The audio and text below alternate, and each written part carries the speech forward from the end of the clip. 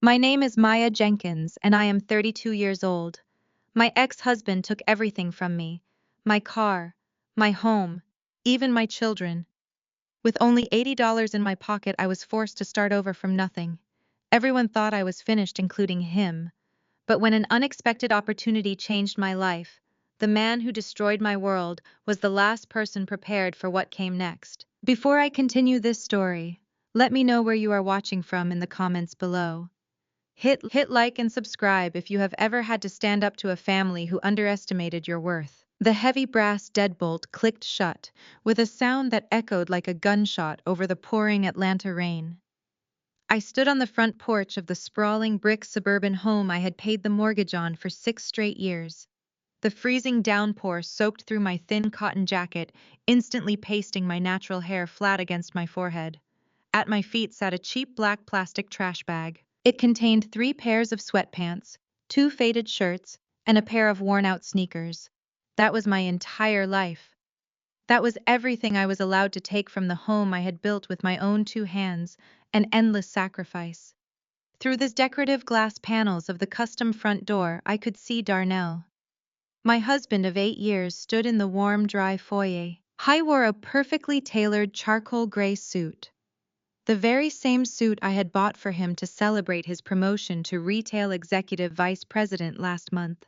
He looked pristine. He looked arrogant. He looked like a complete stranger. The porch light flickered, casting long shadows across his face as he slowly opened the door just a few inches. He did not look at me with any trace of the love he had promised before God and our families on our wedding day. He looked at me like a nuisance he wanted to sweep off his porch forever. His hand emerged from the narrow gap, and he casually tossed a crumpled $20 bill onto the soaking wet welcome mat. It fluttered down and landed right next to my soaking wet shoes, where the only other money I had to my name, a grand total of $60, rested in my damp pocket. "Take your $80 and call an Uber, Maya." Darnell said, his voice devoid of any emotion or remorse. "The house, the SUV, the kids, they stay with me. Failures do not get custody." He moved to close the door, but I threw my entire body weight against the heavy wood, stopping it. Rainwater dripped into my eyes, blurring my vision as I stared up at the man I had sacrificed my entire youth for. "I worked double shifts at the laboratory for 4 years to put you through that MBA program." I screamed, my voice cracking over the loud sound of the thunder rumbling overhead. "I mixed chemical formulas in our cramped apartment kitchen until my hands literally bled. I paid for every expensive textbook, every tailored suit, every late-night networking dinner, so you could climb that corporate ladder and play the part of a successful executive. You are nothing without my sweat and my money." Darnell just laughed, a hollow, cruel sound that made my stomach churn with disgust. Before he could speak, another voice rang out from the grand hallway behind him. It was Beatrice, my mother-in-law. She stepped into the bright light wearing her pristine Sunday church clothes and her signature pearl necklace. The very same necklace I had paid for when she cried about wanting to look respectable for the church anniversary gala because she had mismanaged her own pension. "You mixed oils in a blender, little girl," Beatrice sneered, looking at me with pure, unadulterated disgust. "You think whipping up some hair grease in a kitchen makes you a boss or an entrepreneur? My son is a vice president now. He sits in boardrooms with the elite of Atlanta. He needs a wife who belongs in those wealthy circles, not a loud working-class woman who constantly smells like shea butter and struggle. You dragged him down for years with your little hobby business. Now he is finally free to rise to his true potential without your heavy baggage holding him back." I stared at the woman I had cooked Thanksgiving dinner for year after year. The woman whose light bills I had paid when she claimed her fixed income was simply not enough to survive on.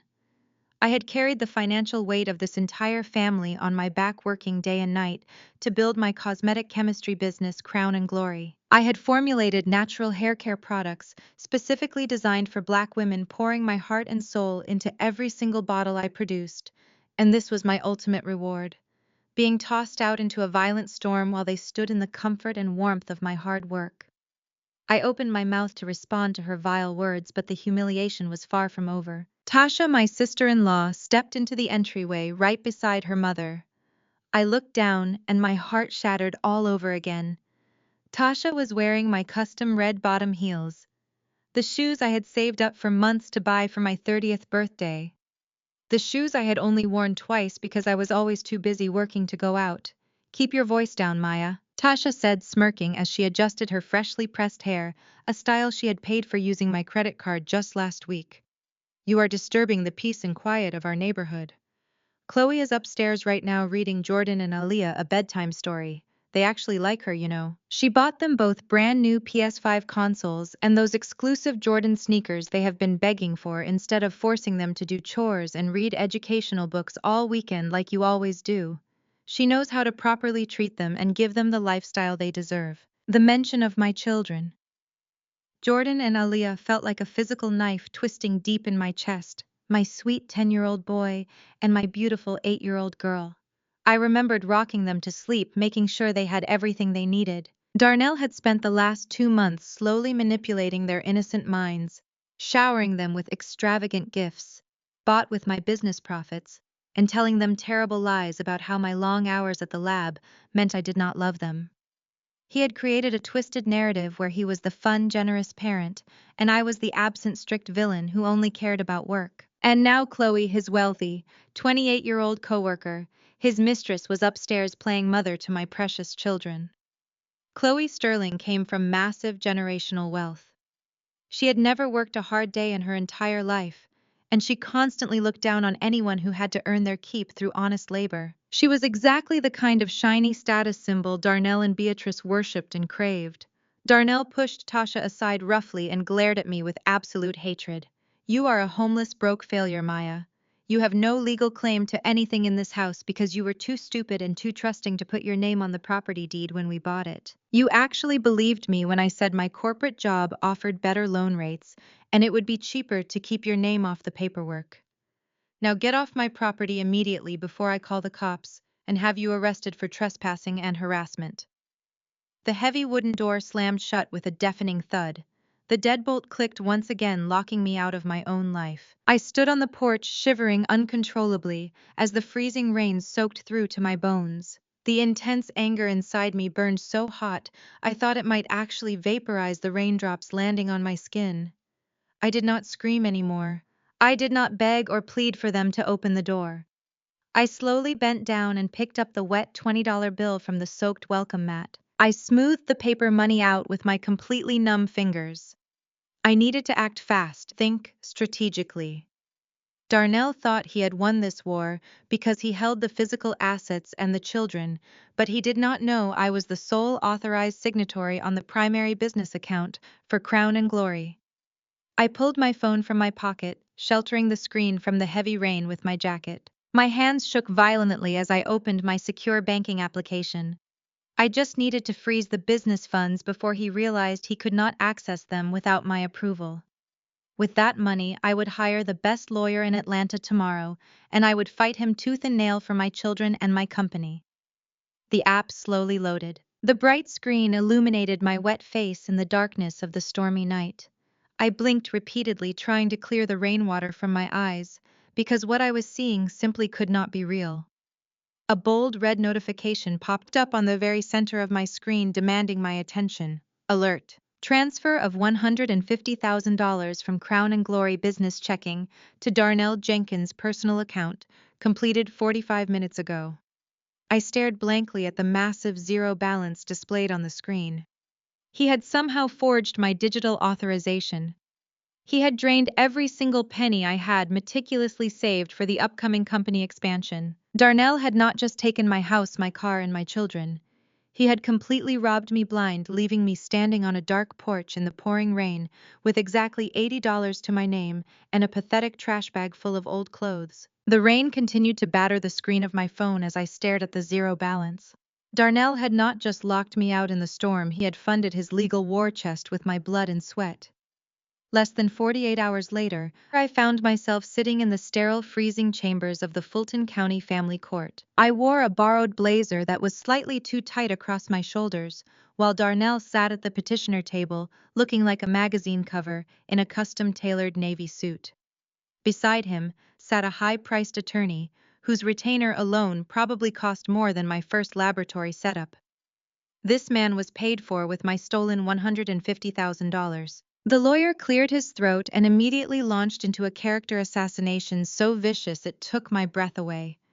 He painted a picture of an unhinged, erratic woman who abandoned her maternal duties for a delusional garage hobby.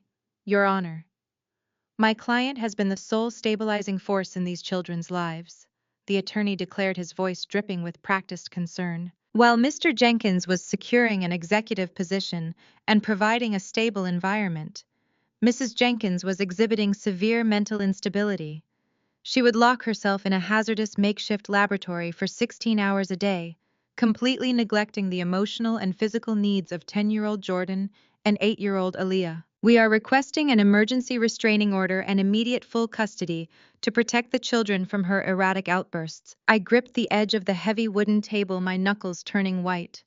I wanted to scream that those 16-hour days were exactly how I paid the mortgage, how I kept the lights on, while Darnell was busy buying expensive lunches for his mistress Chloe. But my court-appointed public defender placed a warning hand on my arm, silently begging me to remain calm. The judge, a stern older woman, peered over her glasses at the paperwork before her. Let us move to the issue of the marital assets and the business in question, she said, her tone flat and bureaucratic.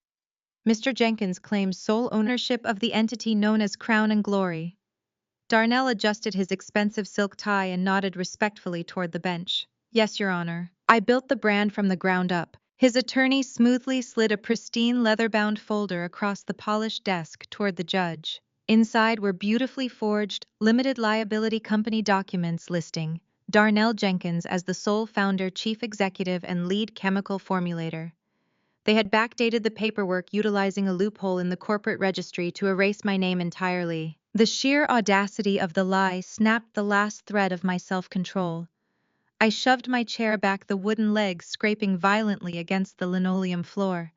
You formulated it, I yelled, my voice echoing off the high ceiling.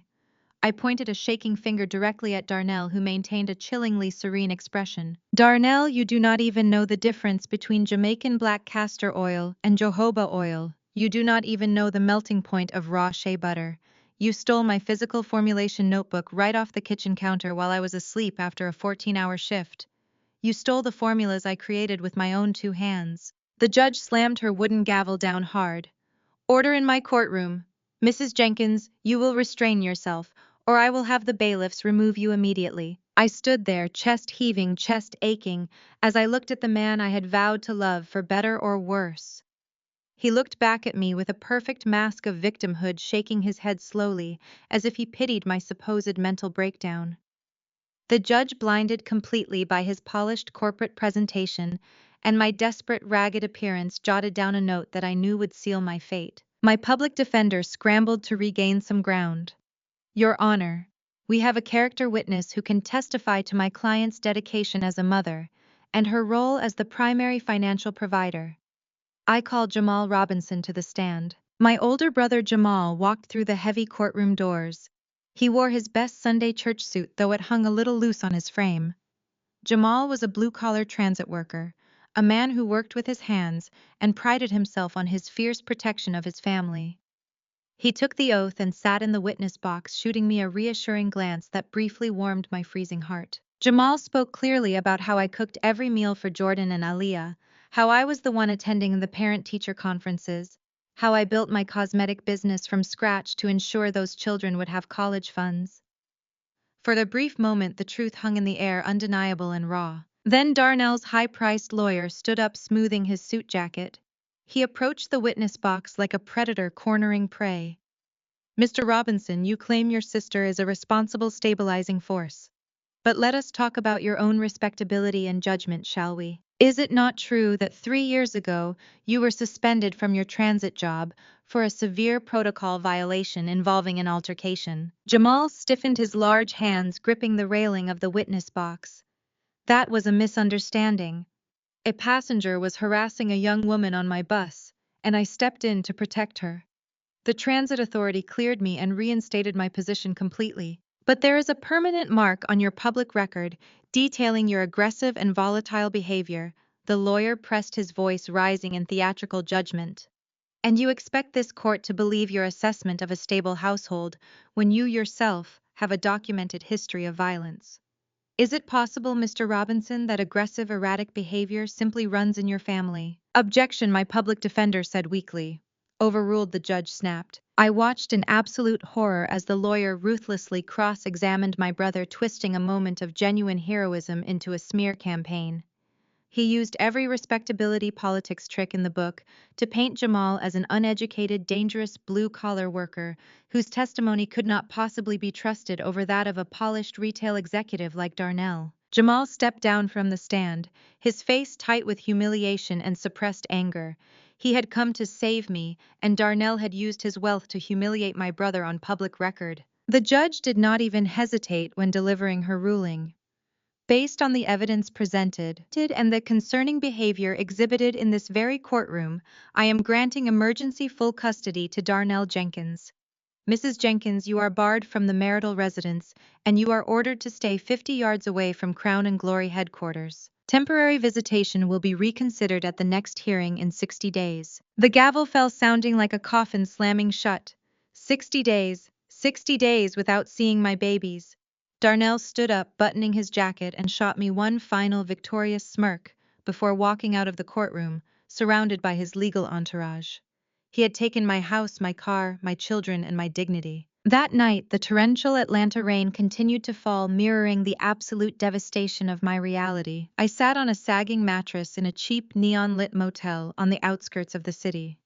The room smelled of old smoke and strong industrial bleach. The $80 I had to my name had barely covered a two-night stay and a cheap cup of instant noodles. I pulled my knees to my chest, letting the tears fall freely in the dark, cramped room.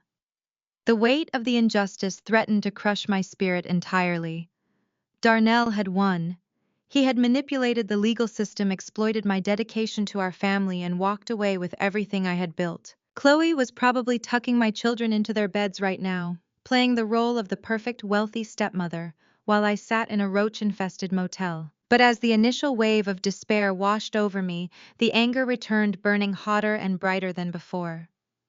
I wiped my face with the back of my hand and reached into the plastic trash bag I had brought from the porch. Wrapped in a pair of old sweatpants was my cracked secondary laptop. It was an old machine I used for backing up data years ago. Darnell had confiscated my primary workstation, but he had forgotten about this outdated piece of hardware. I plugged the laptop into the flickering wall outlet and waited for it to boot up. The screen glowed to life, casting a harsh blue light across my tear-stained face. I connected to the unstable motel wireless network and logged into my secure cloud storage drive.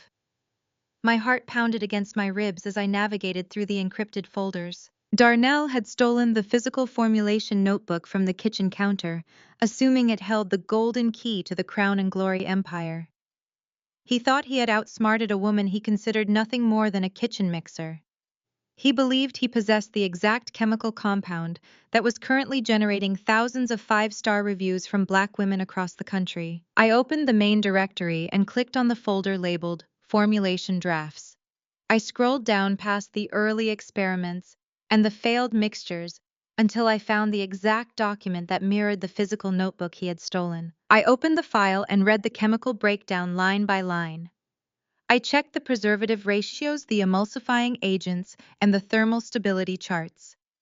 A slow, chilling smile began to spread across my face, entirely replacing the tears.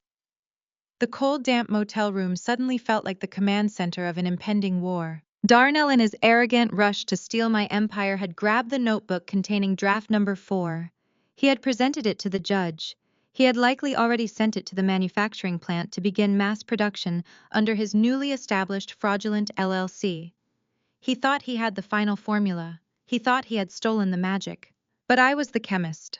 I was the one who had spent thousands of hours analyzing molecular structures and compound longevity. I stared at the screen, my smile widening into something dangerous and absolute. Darnell did not steal the final formula.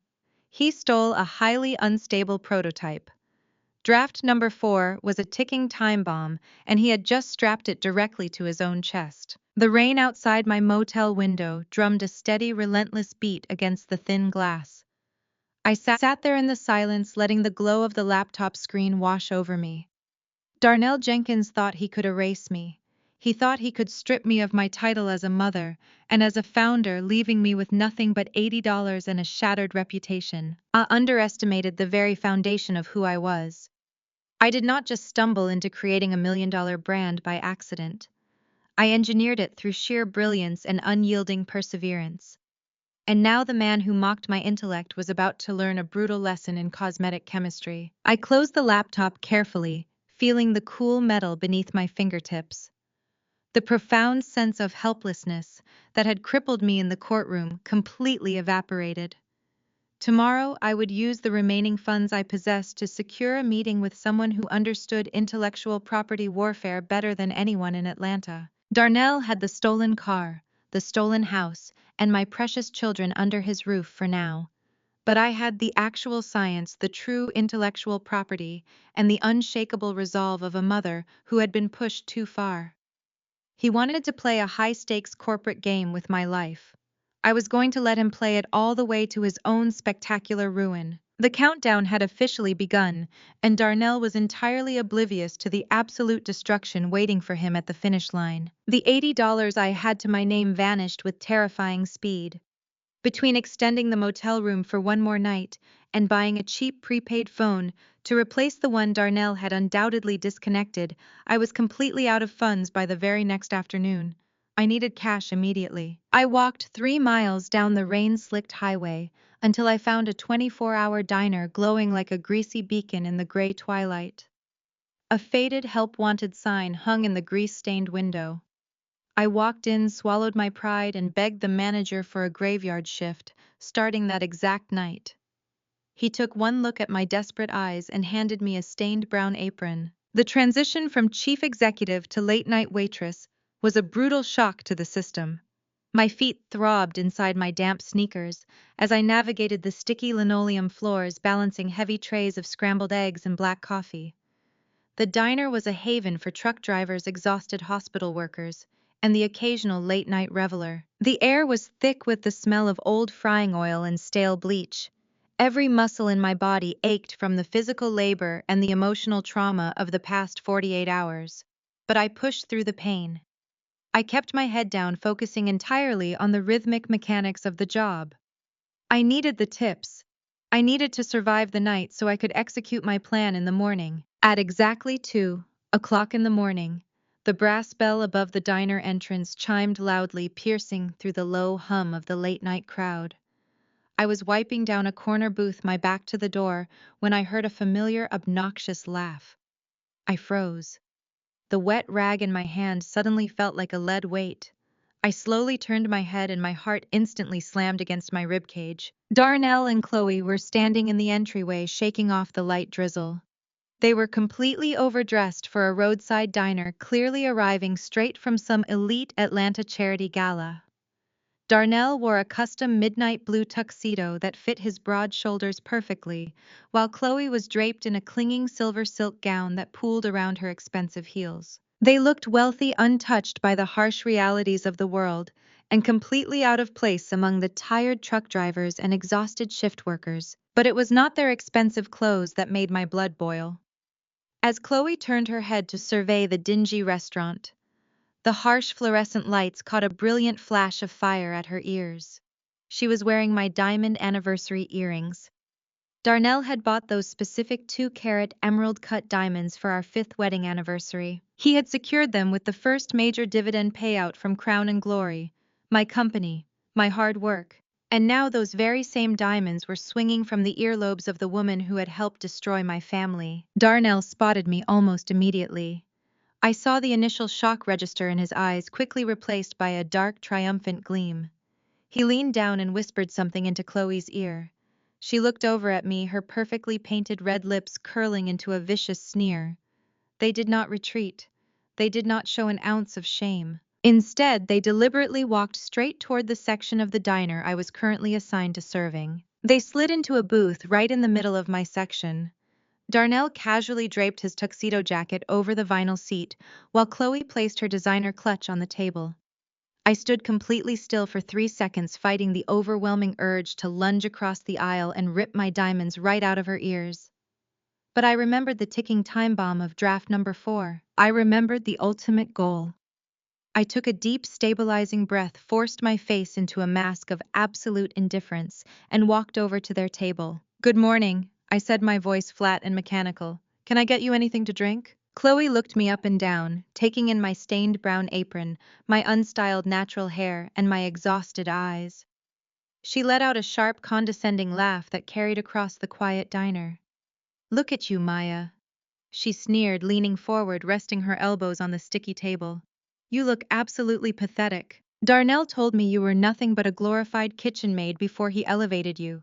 But I never truly believed him until this very moment." I ignored her completely, focusing my gaze on the faded menu stuck behind the napkin dispenser. "We have coffee and water," I stated flatly, refusing to engage in her petty high school bullying. Darnell leaned back in his booth, crossing his arms over his chest. He looked at me with an expression of profound pity that made me want to vomit. "This is where you belong, Maya," he said, his voice dripping with arrogant authority. "Serving people like us. You always lacked the vision required for corporate greatness. You were too small-minded. Now you are finally exactly where you were always meant to be." Before I could even process his delusion, Chloe reached across the table. She grabbed a half-full glass of cheap house red wine that the previous customer had left behind. With a flick of her wrist and a malicious smirk, she intentionally tipped the glass over. The dark red liquid spilled rapidly across the table, dripping down the edge and splashing directly onto my worn-out sneakers. "Clean it up, waitstaff," Chloe commanded, her voice loud enough to turn heads at the neighboring booths. "Darnell was right about you. You really belong on your hands and knees scrubbing up after your betters." The diner went dead silent. The few customers present stopped eating and watched the scene unfold with uncomfortable tension. Darnell reached into the inner pocket of his tuxedo jacket and pulled out a crisp new $100 bill. He did not hand it to me. He tossed it casually onto the table, letting it land right in the middle of the spreading puddle of spilled red wine. "Keep the change, Maya," Darnell said loud enough for the entire diner to hear. "Buy yourself a new blender. Maybe you can start your little kitchen hobby all over again from scratch." The air in the room felt thick and electric. I could feel the eyes of every exhausted worker and patron burning into my back.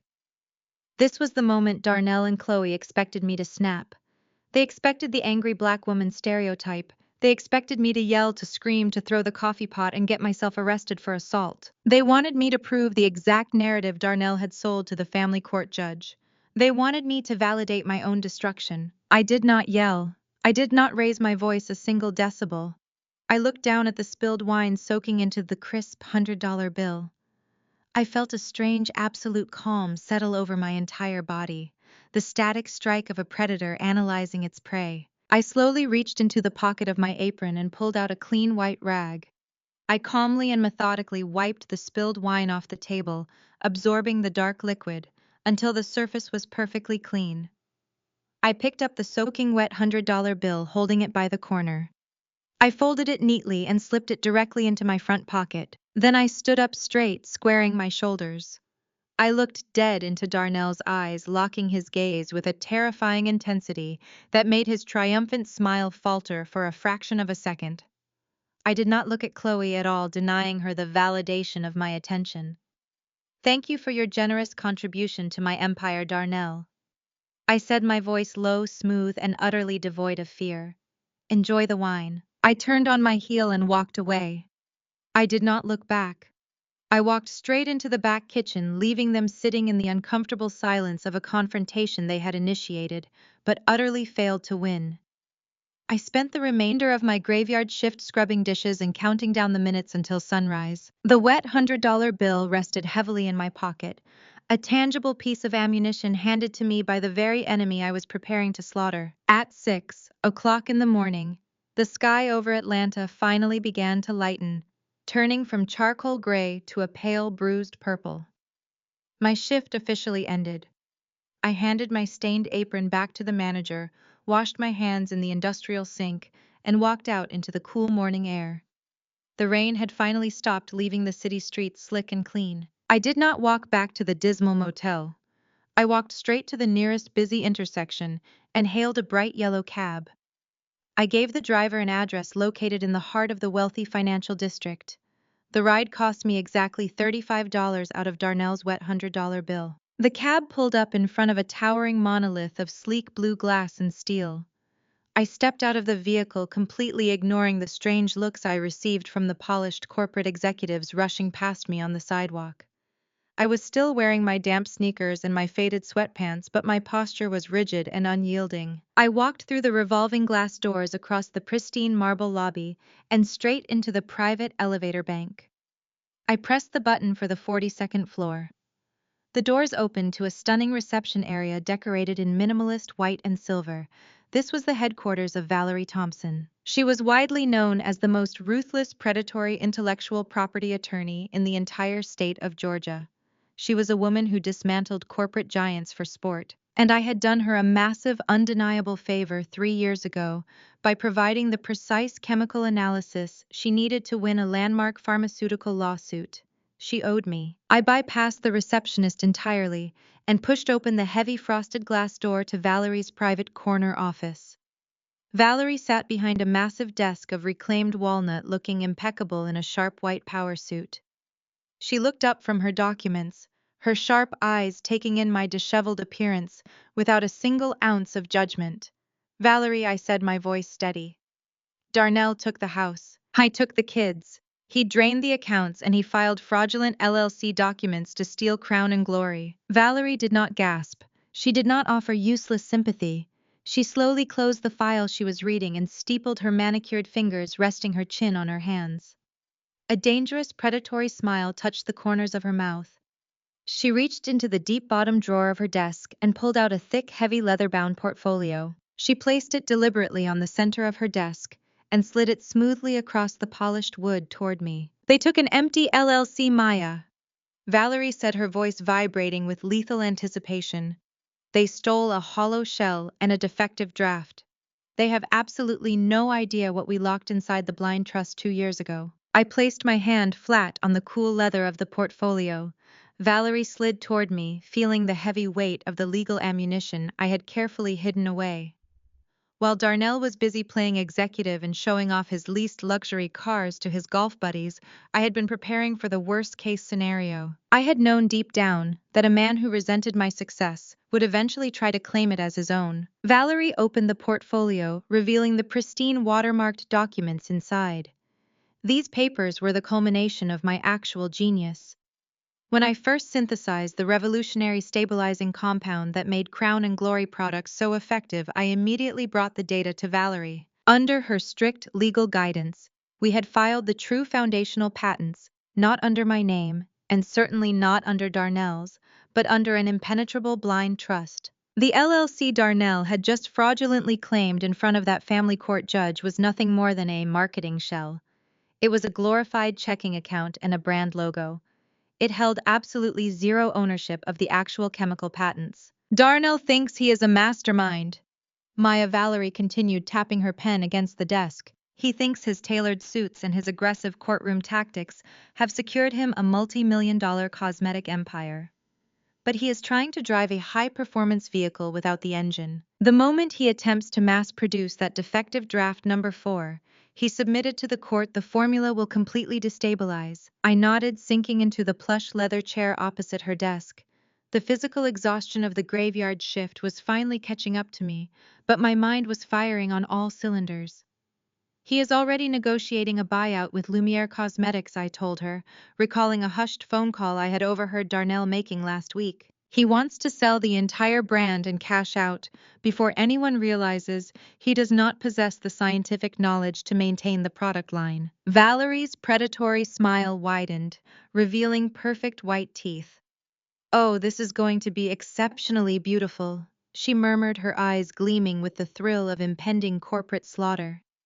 "If he attempts to sell intellectual property he does not actually own to a global conglomerate like Lumiere across state lines, he will trigger federal wire fraud and corporate espionage charges. We are not just going to take your children and your money back, Maya. We are going to let him build his own spectacular prison cell brick by brick." I looked down at the wet $100 bill I had placed on the edge of her desk. The very money Darnell had thrown at me in a pathetic attempt to break my spirit was now paying for the cab ride that brought me to his ultimate executioner. "We wait," I stated, making the executive decision. "We do not file an immediate injunction. We do not warn him. We let him sign those fraudulent manufacturing contracts. We let him spend the stolen money. We let him climb as high as his arrogant ego will take him." Valerie closed the portfolio with a sharp, definitive snap. Exactly. The higher the monkey climbs the tree, the harder the concrete hits when he falls. "Welcome back to the war room, Maya. Let us begin the corporate autopsy." Valerie poured 2 glasses of sparkling water and slid one across the desk. The strategy was simple but required absolute ironclad patience. Darnell and Chloe were currently living a spectacular lie, painting Atlanta with money they did not actually possess. The social circles they desperately craved were finally paying attention entirely because of the rumors surrounding Crown and Glory. My former mother-in-law, Beatrice, was having the time of her life. She was parading around her massive mega-church every Sunday, wearing brand new designer hats and sitting in the front row VIP section. I knew this because my brother Jamal still attended that church. He told me Beatrice was bragging loud enough for the choir to hear that her successful son was about to sign a $20 million buyout deal with Lumiere Cosmetics.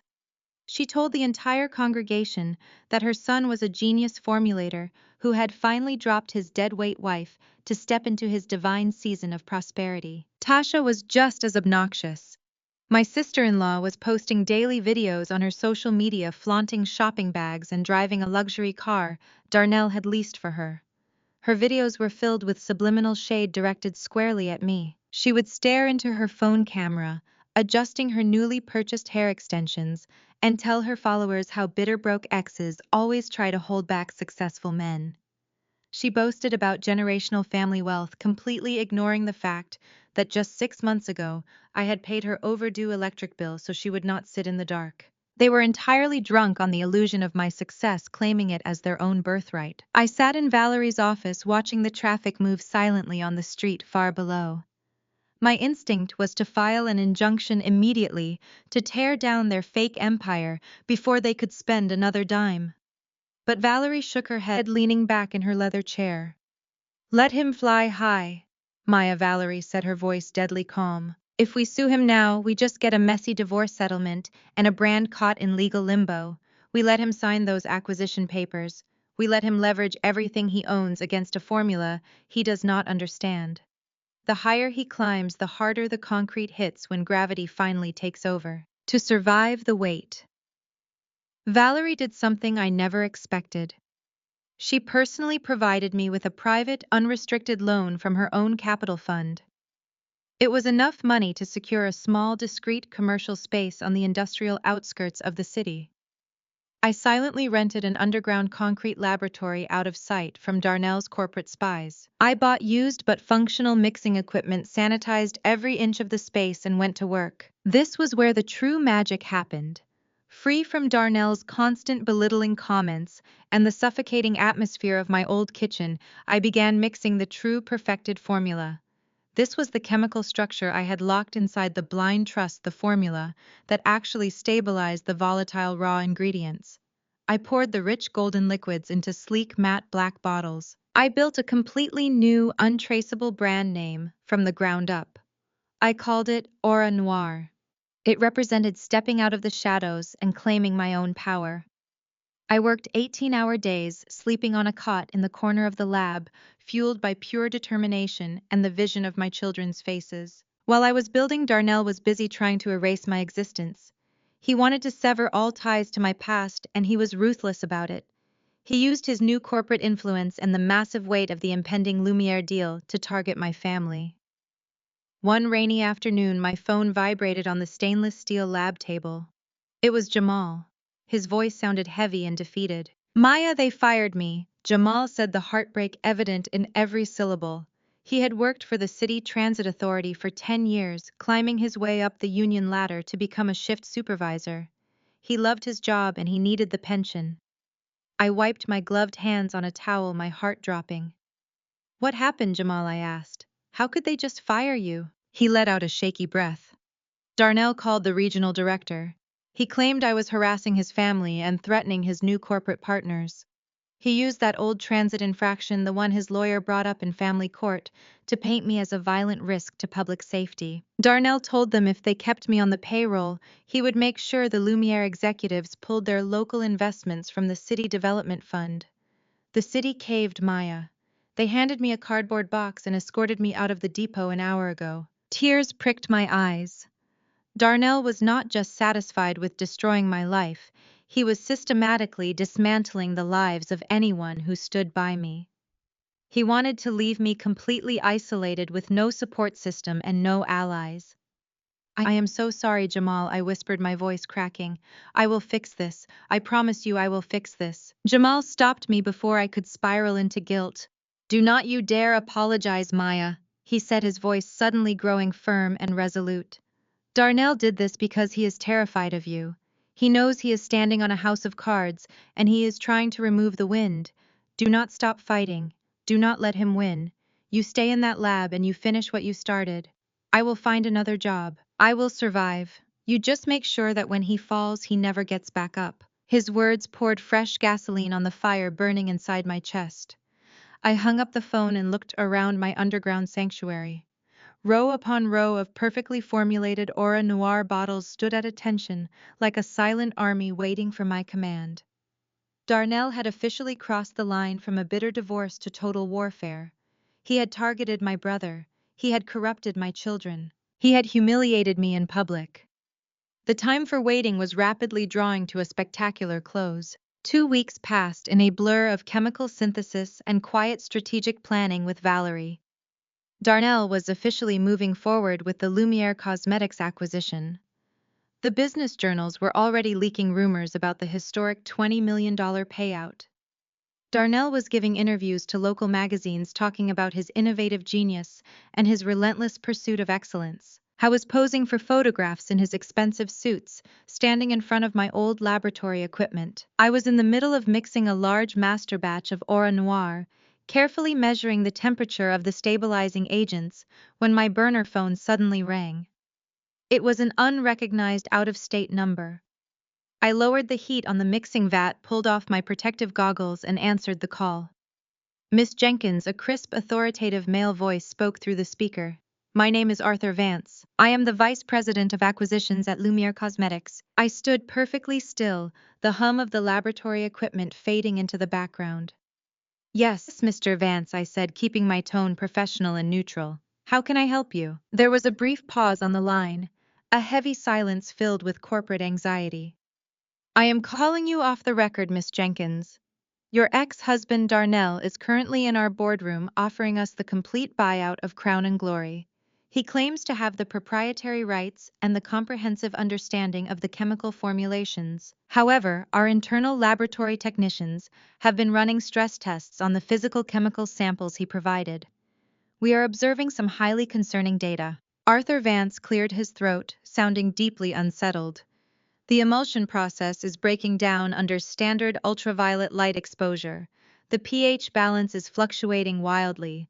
Frankly, Miss Jenkins, the chemical samples he provided are showing strange instability that we cannot mathematically account for.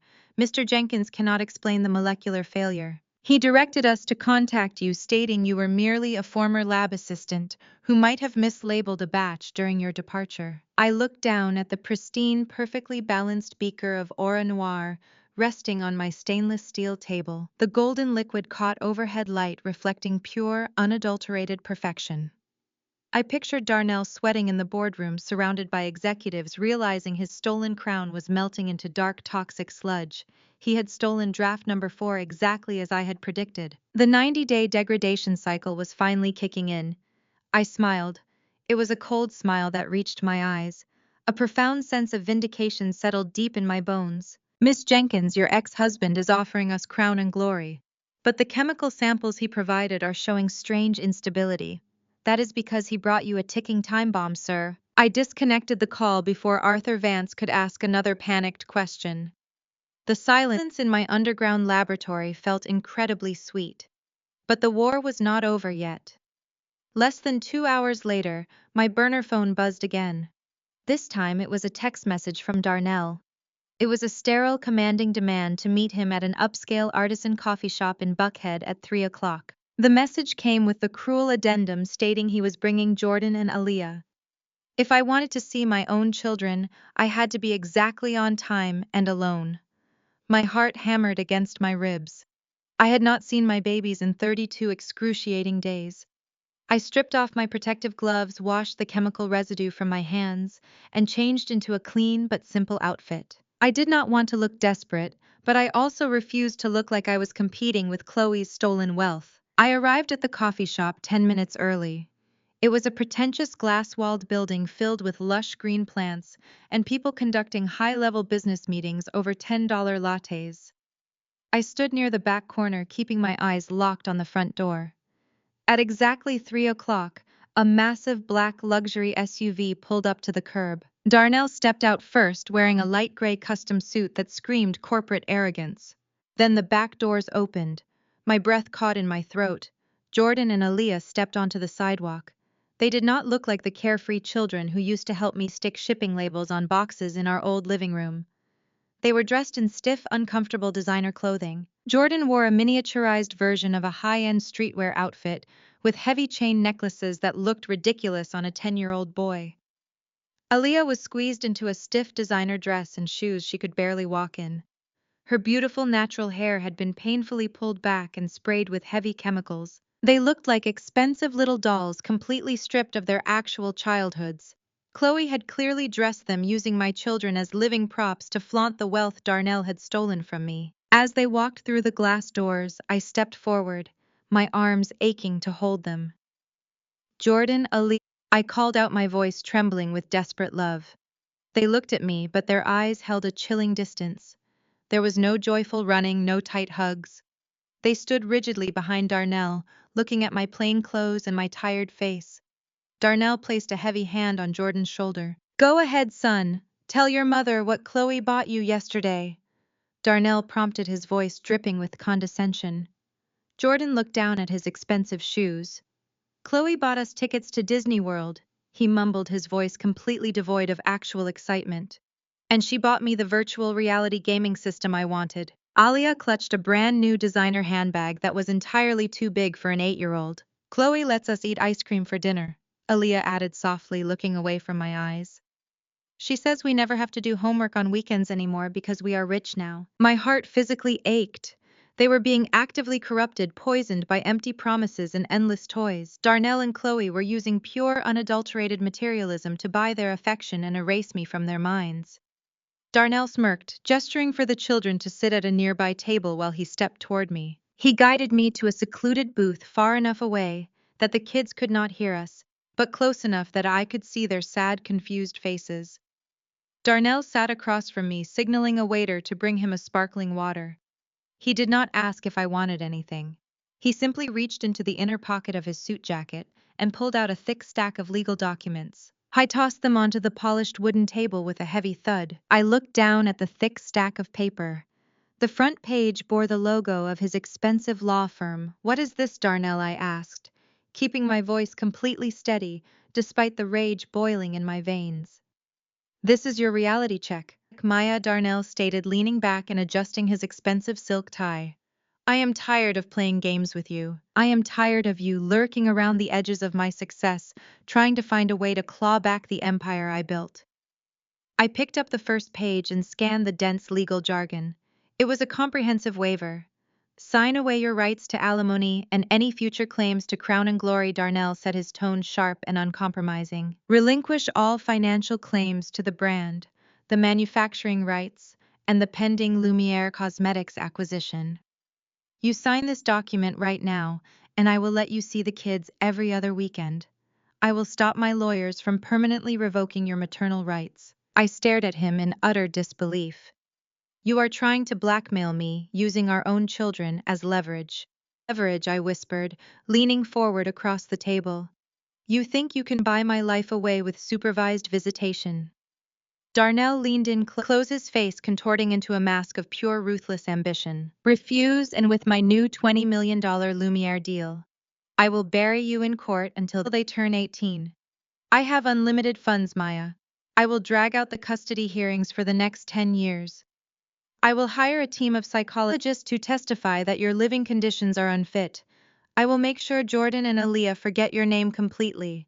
You have nothing. You are nothing. Sign the paper and take the scraps I am generously offering you or lose them forever. I looked past his shoulder at Jordan and Aaliyah. They were sitting silently at their table, looking completely miserable in their expensive, stiff clothes. My heart was breaking into a million jagged pieces. I wanted to flip the table. I wanted to scream until the windows shattered.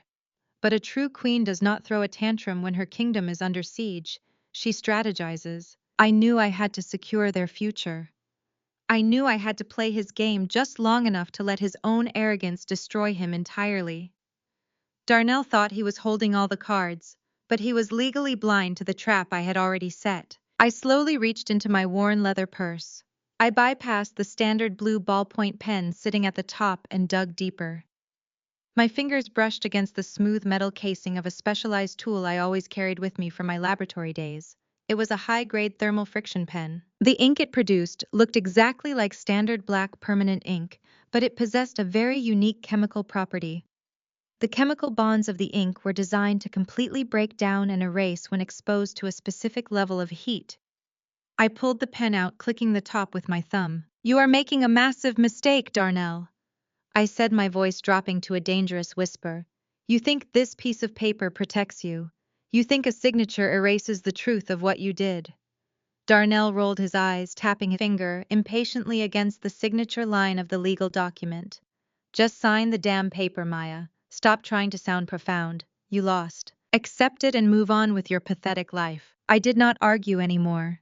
I looked at my beautiful children one last time, sending them a silent promise that I would never stop fighting for them. Then I lowered my head and pressed the tip of the thermal friction pen against the crisp white paper. I signed my name flawlessly across the bottom of the document. I flipped to the next page and signed again. I initialed every single page exactly where his expensive lawyers had indicated. The black ink flowed smoothly, leaving a perfect, undeniable record of my surrender.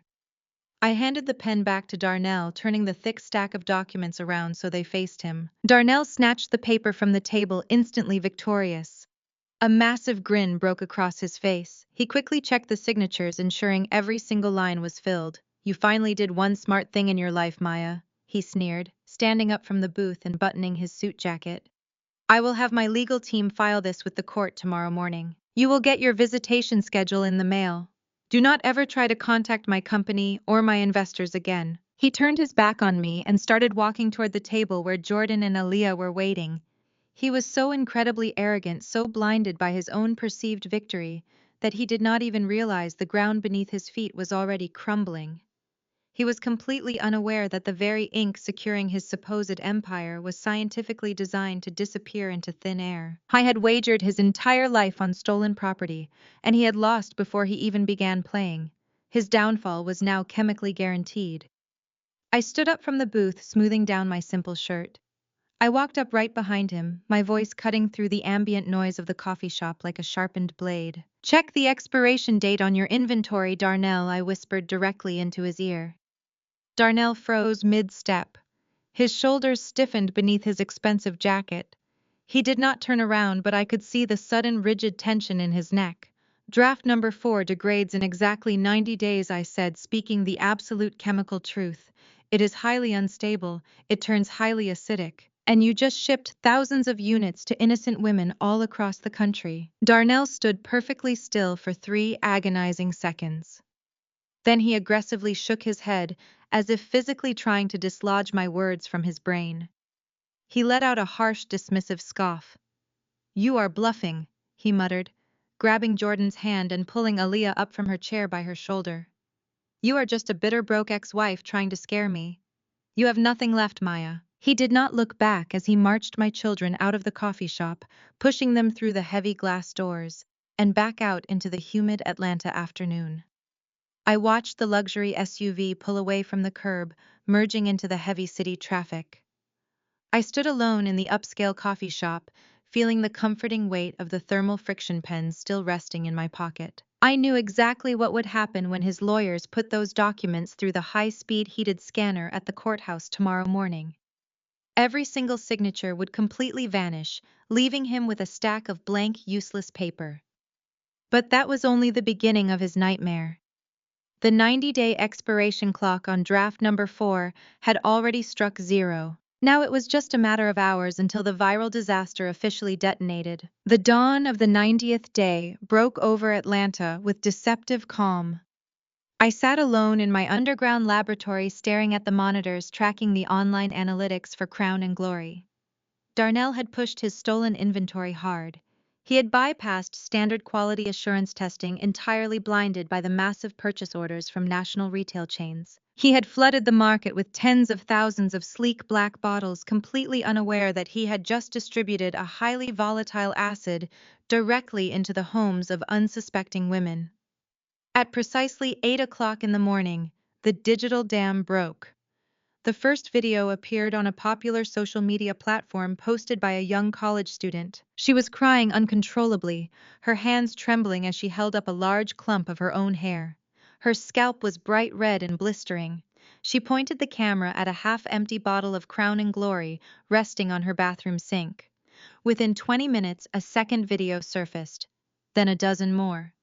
By 10 o'clock, the algorithm had caught fire and the hashtag Crown and Glory burn was trending globally. Black women across the country were posting horrific testimonies. The chemical compound in draft number 4 had finally reached its thermal degradation point. The emulsifiers completely collapsed, allowing the raw active ingredients to rapidly oxidize. The formula had turned highly acidic, literally melting the keratin bonds of human hair upon contact. Women were describing severe chemical burns, blistering scalps, and hair falling out in massive traumatic clumps the moment they tried to rinse the conditioner down the drain. I watched the disaster unfold on multiple screens, feeling a heavy knot of sorrow for the women who were suffering. Darnell had prioritized his ego over consumer safety. He had refused to hire a legitimate chemist, assuming my formulas were just simple kitchen recipes anyone could follow. Now his sheer arrogant ignorance was causing widespread physical harm. The internet was a raging inferno of furious consumers demanding answers, demanding refunds, and demanding blood. But Darnell was completely oblivious to the digital apocalypse raining down upon his stolen empire.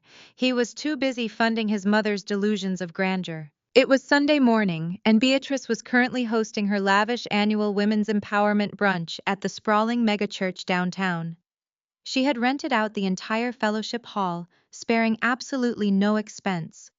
Massive floral arrangements of white orchids and imported lilies cascaded from every table. Crystal chandeliers hung from the ceiling, casting a warm, expensive glow over the hundreds of women gathered in their Sunday best.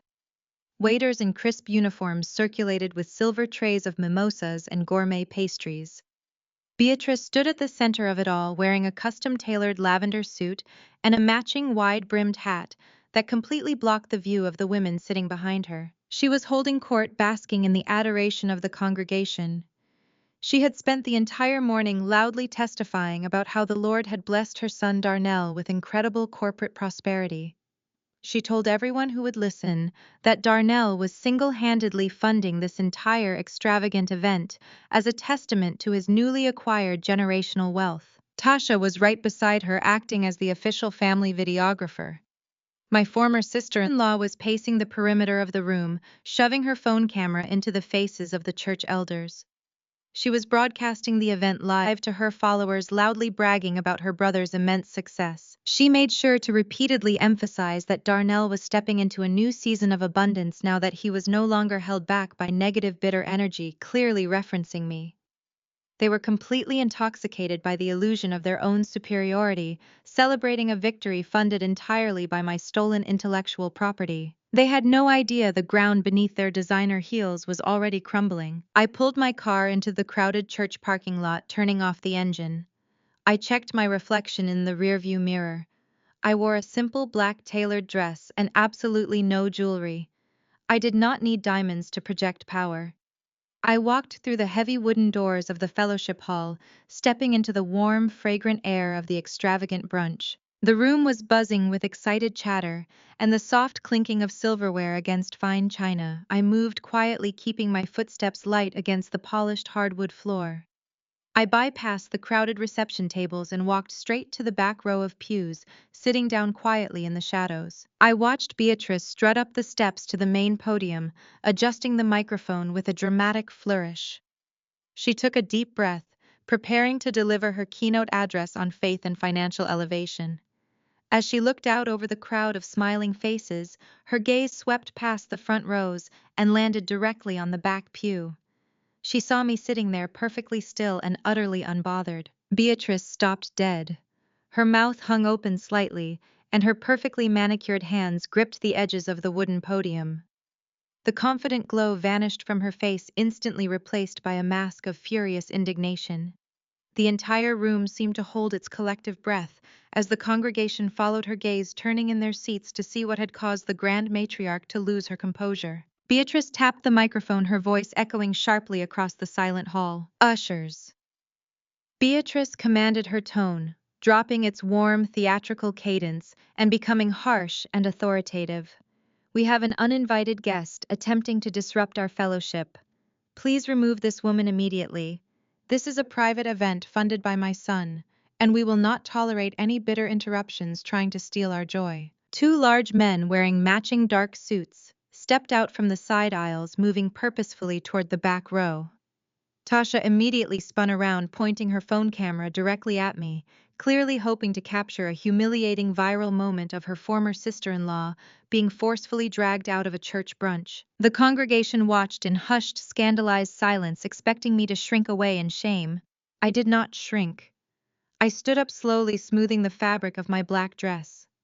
I did not raise my voice, but I projected it clearly, letting the acoustics of the massive hall carry every single syllable to the very front row. "You want me out, Beatrice?" I asked, my voice echoing with absolute authority. "Before I leave, why do not you tell the congregation exactly who paid off this church's mortgage 3 years ago when the bank was going to foreclose?" Beatrice froze, her face turning a sudden sickly shade of gray. The ushers stopped dead in their tracks, unsure of how to proceed. A heavy, suffocating silence crashed over the room. The women sitting at the lavish tables exchanged wide-eyed, shocked glances. "Did Darnell do that?"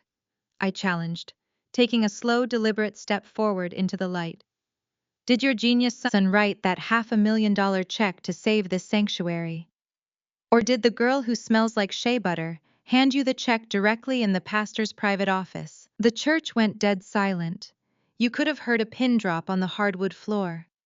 The congregation stared at Beatrice, waiting for her to deny the accusation, waiting for her to defend her son's honor. But Beatrice could not speak. Her throat worked uselessly, her mouth opening and closing without producing a single sound. The devastating truth hung in the air, entirely undeniable. I had saved their church with the very first massive profit margin Crown and Glory had generated while Darnell was busy spending his meager retail salary on expensive watches. The illusion of his supreme financial dominance shattered instantly right in front of her most loyal followers. The profound humiliation painted on Beatrice's face was absolute. Tasha slowly lowered her phone, the smug smile completely erased from her lips as the reality of my words sank in. I looked at the frozen ushers, giving them a polite nod before turning around to walk out on my own terms. Just as my hand pushed open the heavy wooden exit doors, Tasha's phone suddenly started ringing frantically, cutting through the dead silence of the fellowship hall. The caller identification displayed loudly across her screen. It was Chloe. Tasha scrambled to answer the call, her hands shaking visibly. Chloe was screaming so hysterically on the other end of the line that her frantic voice echoed out of the small speaker for everyone nearby to hear. A major A-list celebrity influencer had just posted a crying live stream holding up a sleek black bottle of Crown and Glory and a handful of her broken hair, announcing a massive class action lawsuit against the company. The viral disaster had reached the highest levels of the stratosphere. Darnell was completely finished, and there was absolutely nothing that he could ever possibly do to save his permanently ruined stolen crown right now. The fallout was instantaneous and utterly catastrophic. Within 48 hours of the viral live stream, the massive retail chains that had blindly stocked Crown and Glory began aggressively ripping the sleek black bottles off their shelves. They issued emergency nationwide recalls, prominently displaying hazard warnings at the checkout registers. Darnell was no longer just dealing with angry social media comments. He was facing federal consumer protection investigations, class action lawsuits, and immediate bankruptcy. The $20 million acquisition deal with Lumiere Cosmetics, the golden ticket he had banked his entire stolen empire on, evaporated overnight. The CEO of Lumiere formally suspended all negotiations via a brutal, legally binding email that was leaked directly to the press. The message explicitly stated they would only resume discussions if they could have a face-to-face meeting with the actual chemist who authored the original baseline formula. Darnell was completely trapped. He could not produce the chemist because the chemist was the woman he had actively tried to destroy. His domestic life was imploding just as violently. Chloe was throwing massive hysterical tantrums inside their leased mansion. Her incredibly wealthy father, who had provided the initial capital for Darnell's massive manufacturing run, was absolutely furious at the public relations nightmare. He publicly severed all ties with Darnell, issuing a press release distancing his family from the toxic brand and demanding his entire investment back immediately. Darnell was desperately tearing through his home office, flipping over furniture and ripping open drawers. I was screaming at Chloe to help him find my old laboratory notebooks, frantically searching for the missing chemical stabilizers he was too arrogant to understand in the first place. He honestly believed he could just mix up a quick antidote in his kitchen sink to stop the national bleeding. While Darnell was losing his mind, my burner phone buzzed with frantic messages from Tasha. I ignored them all until I heard frantic pounding on the reinforced steel door of my underground laboratory. I checked the security cameras. Tasha was standing in the alleyway, hyperventilating and looking over her shoulder like a hunted animal. She wore a heavy silk scarf wrapped tightly around her head, an unusual choice for the humid Atlanta weather. I unlocked the door, letting her stumble into the sterile white entry room. "Maya, you have to help me," Tasha gasped, grabbing the edge of my stainless steel workbench to steady herself. Her eyes were wild with raw, unfiltered panic. "You have to give me the neutralizing agent. You have to fix this formula right now." I crossed my arms, leaning back against the metal counter. "I do not have to do anything, Tasha," I replied, my voice completely devoid of sympathy. "You and your brother stole my life. You laughed while he served me divorce papers. You stood in that church on Sunday and bragged about the wealth you helped him steal. Why on earth would I help you now?" "Because I am going to lose everything," Tasha shrieked, tears welling in her eyes. I took out massive illicit loans, using my own house as collateral to invest in Darnell's manufacturing run. "The bank is going to take my home, Maya.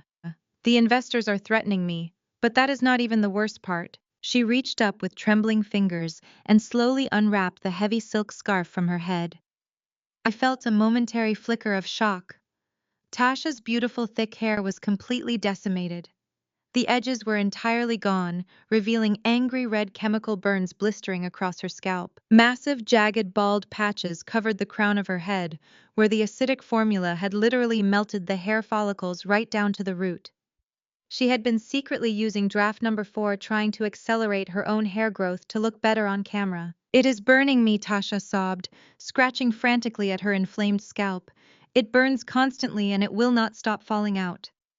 "Darnell said the formula was perfect. He said you were just a jealous hater trying to scare us. Please, Maya, you are a genius. You have to have the antidote.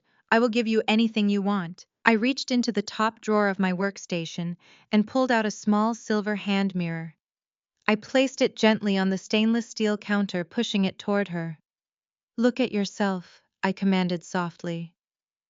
Tasha stared down at her ruined reflection, her shoulders heaving with ragged sobs. "Looks like loyalty comes with a price tag."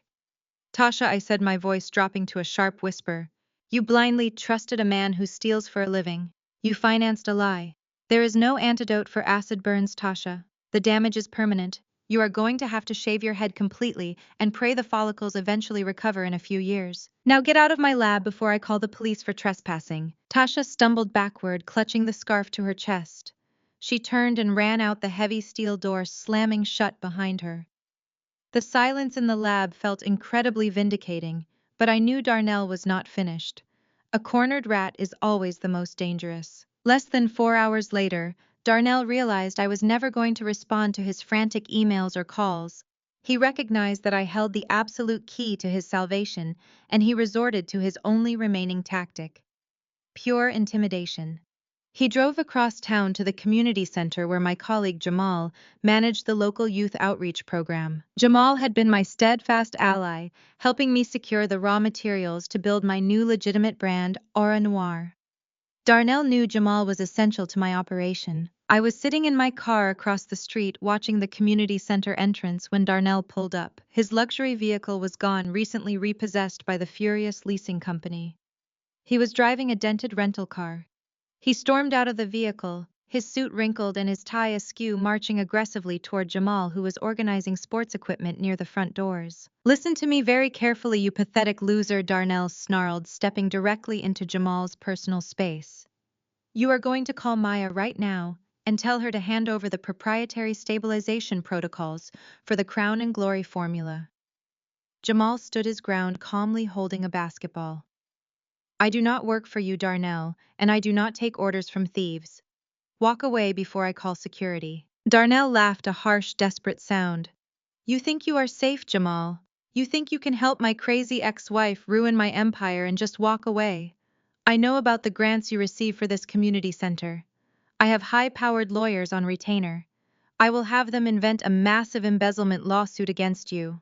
I will tie you up in federal litigation for the next 10 years. I will personally ensure this center gets shut down, and your entire reputation is permanently destroyed in this city. You will never work with youth again.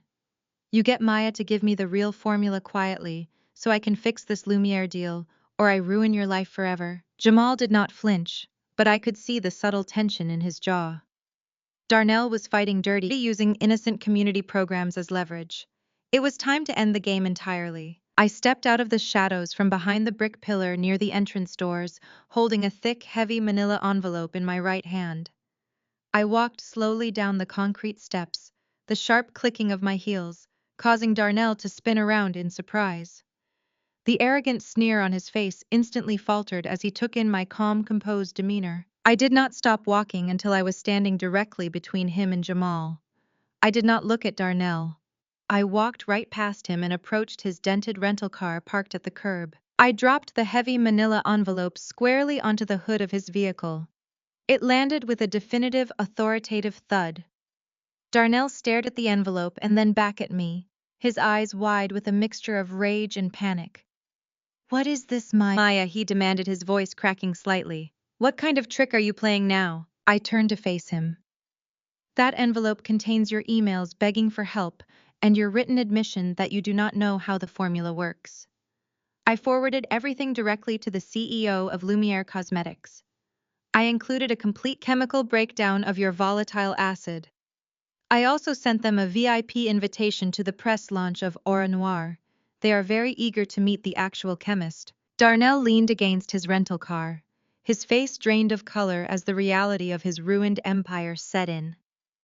"I already paid Jamal's legal retainer, Darnell, using the $2 million in advance orders Aura Noir made this morning. You are out of moves." Lumiere Cosmetics had officially suspended the $20 million acquisition entirely. The chief executive officer explicitly demanded a face-to-face meeting strictly with the actual creator of the product. Darnell, Chloe, and Beatrice had absolutely no business being there. Their exclusive invitations had been silently revoked the very moment the horrific viral burn videos hit the internet. But Darnell was far too arrogant and desperate to accept his bitter defeat gracefully. He had aggressively bribed a junior public relations assistant just to physically force his ruined family past the hotel lobby security guards. Now they were hovering near the back of the grand ballroom, desperately trying to corner any Lumiere executive who happened to walk past their hiding spot. Beatrice looked utterly ridiculous standing next to her disgraced son. She was wearing a gaudy rented silver sequined gown that was entirely too small for her body, aggressively trying to project a completely false image of extreme generational wealth to the powerful Atlanta elite. She was furiously fanning herself with a cocktail napkin, her face pulled into a tight artificial smile as the wealthy society photographers completely ignored her entire existence. Chloe stood right next to her, clutching Darnell's trembling arm. She wore a sick, panicked expression beneath her thick, heavy makeup. Her wealthy father had cut them off entirely publicly, severing all business ties with Darnell and aggressively demanding his massive initial investment back. Her luxurious designer lifestyle was rapidly evaporating by the exact second. Darnell was actively scanning the massive, elegant room with pure manic intensity. His expensive custom suit hung awkwardly on his tense frame, his forehead slick with cold, terrified sweat. He was literally sweating actual bullets, facing absolute total corporate bankruptcy and severe federal fraud charges for intentionally selling highly toxic products to thousands of innocent, unsuspecting women. Just 48 hours ago, he had desperately torn through his expensive house, screaming at Chloe and Tasha to frantically help him look for my old stolen laboratory notebooks, searching blindly for the missing chemical stabilizers. He had foolishly tried to throw his contracted manufacturing plant completely under the bus, loudly claiming corporate sabotage. But Tasha had turned on him. Tasha was completely panicking because she had heavily invested her own illicit bank loans directly into Darnell's massively failing company. She had come right to my underground lab, desperately begging for the chemical antidote, revealing through harsh, violent sobs that her own delicate edges were horribly falling out from using the stolen acidic product. I had coldly handed her a small silver mirror. "Looks like absolute loyalty comes with a steep price tag, Tasha," I had whispered right into her ruined face. Darnell needed a miracle tonight. He desperately needed to find the executives and beg for mercy. He was searching the lavish crowd, hoping to find a sympathetic face that could stop the corporate bleeding. At exactly 8 o'clock, the heavy, magnificent mahogany, double doors located firmly at the very top of the sweeping grand staircase slowly swung entirely open.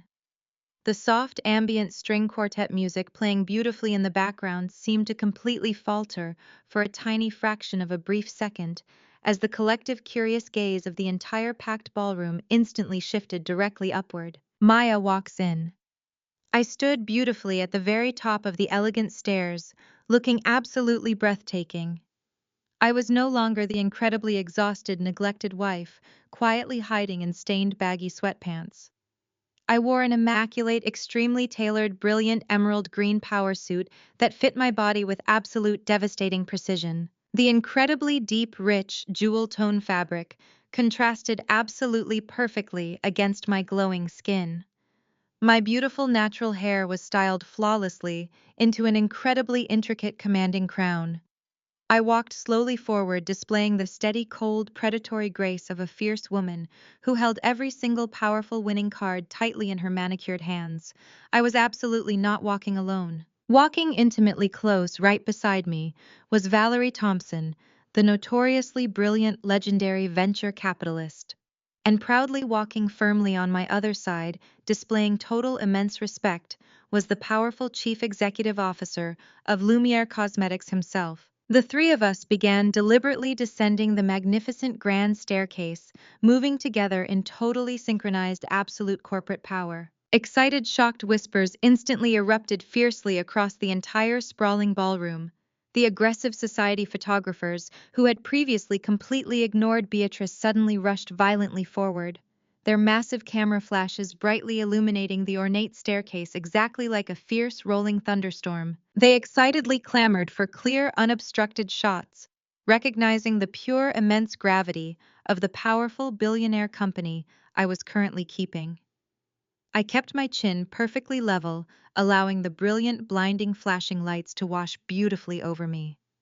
We finally reached the bottom step, gracefully stepping smoothly onto the main ballroom floor. The wealthy elite crowd naturally parted, forming a respectful, clear pathway leading directly toward the glorious center of the massive room. And that was precisely when Darnell suddenly saw me. I watched the exact satisfying moment. Darnell's arrogant brain completely short-circuited. He practically saw blinding crimson red. His jaw literally fell open.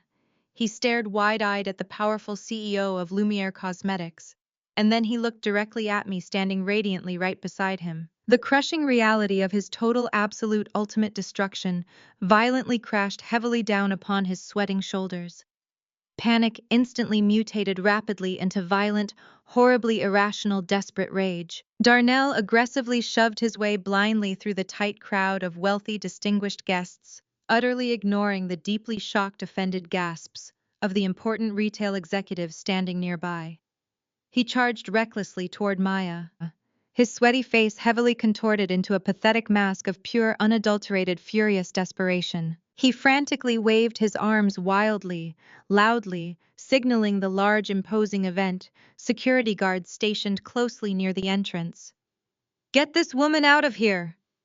Darnell screamed, his voice cracking incredibly hysterically, loudly echoing terribly across the entire grand ballroom as he aggressively pointed a frantically shaking finger directly at my perfectly calm face. "She is an absolutely disgruntled, crazy ex-employee, maliciously trying to illegally extort my company. She has no invitation to be standing inside this building. Remove her immediately."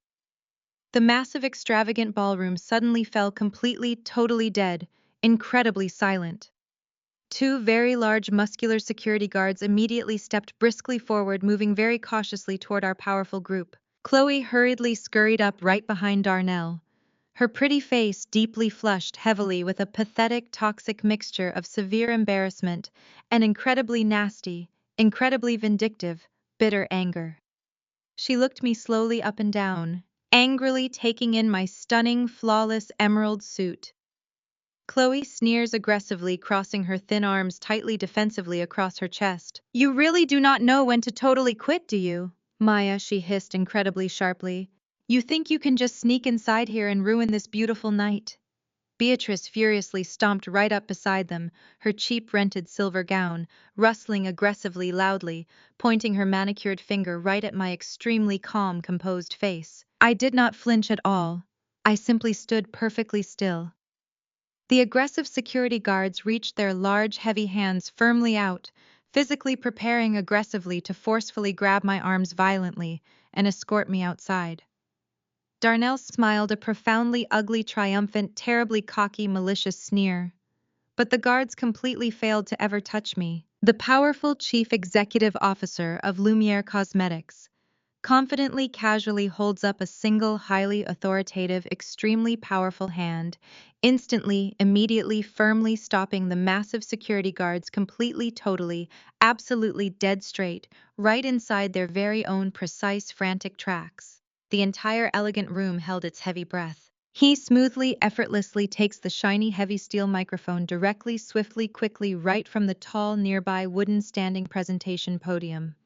He adjusted his exquisite, immaculate, imported silk luxury tie, looking straight ahead at the disgraced, terrified, sweaty man, completely ruining his formal, beautiful, sophisticated corporate event. "Security, step back!"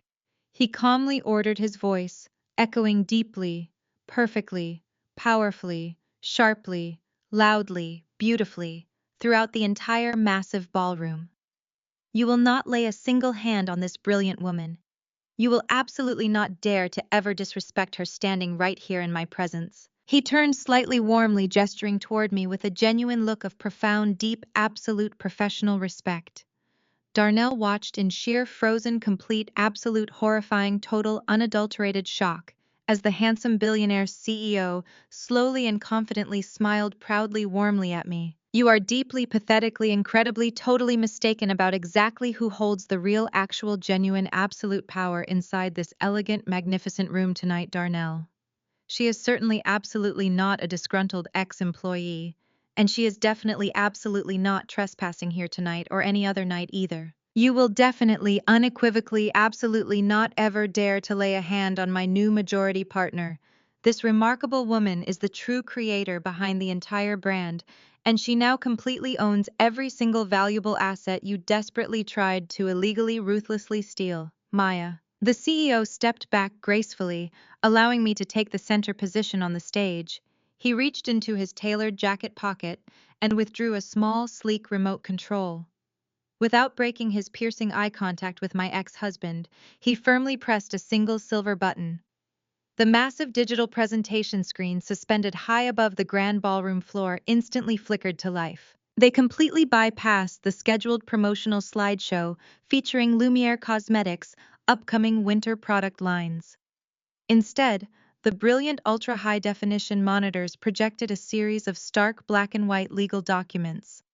A collective gasp rippled through the sea of wealthy investors and retail executives as the gigantic crisp text filled the entire room. It was an official, unarguable display of United States Patent Office documentation. The specific patent for the revolutionary chemical hair stabilization technology was displayed boldly for every single industry leader to scrutinize. This was the exact proprietary technology Darnell had publicly claimed he invented in his kitchen, the technology he used to fraudulently secure his massive initial investments. The screen zoomed in closely on the legal ownership registry. The owner was not Darnell. The owner was not Crown and Glory. The legally recognized true owner was listed in bold, undeniable lettering as the Maya Jenkins Innovation Trust. Darnell physically stumbled backward, as if the massive digital projection had literally struck him across the face. His mouth opened and closed, but he could not produce a single sound.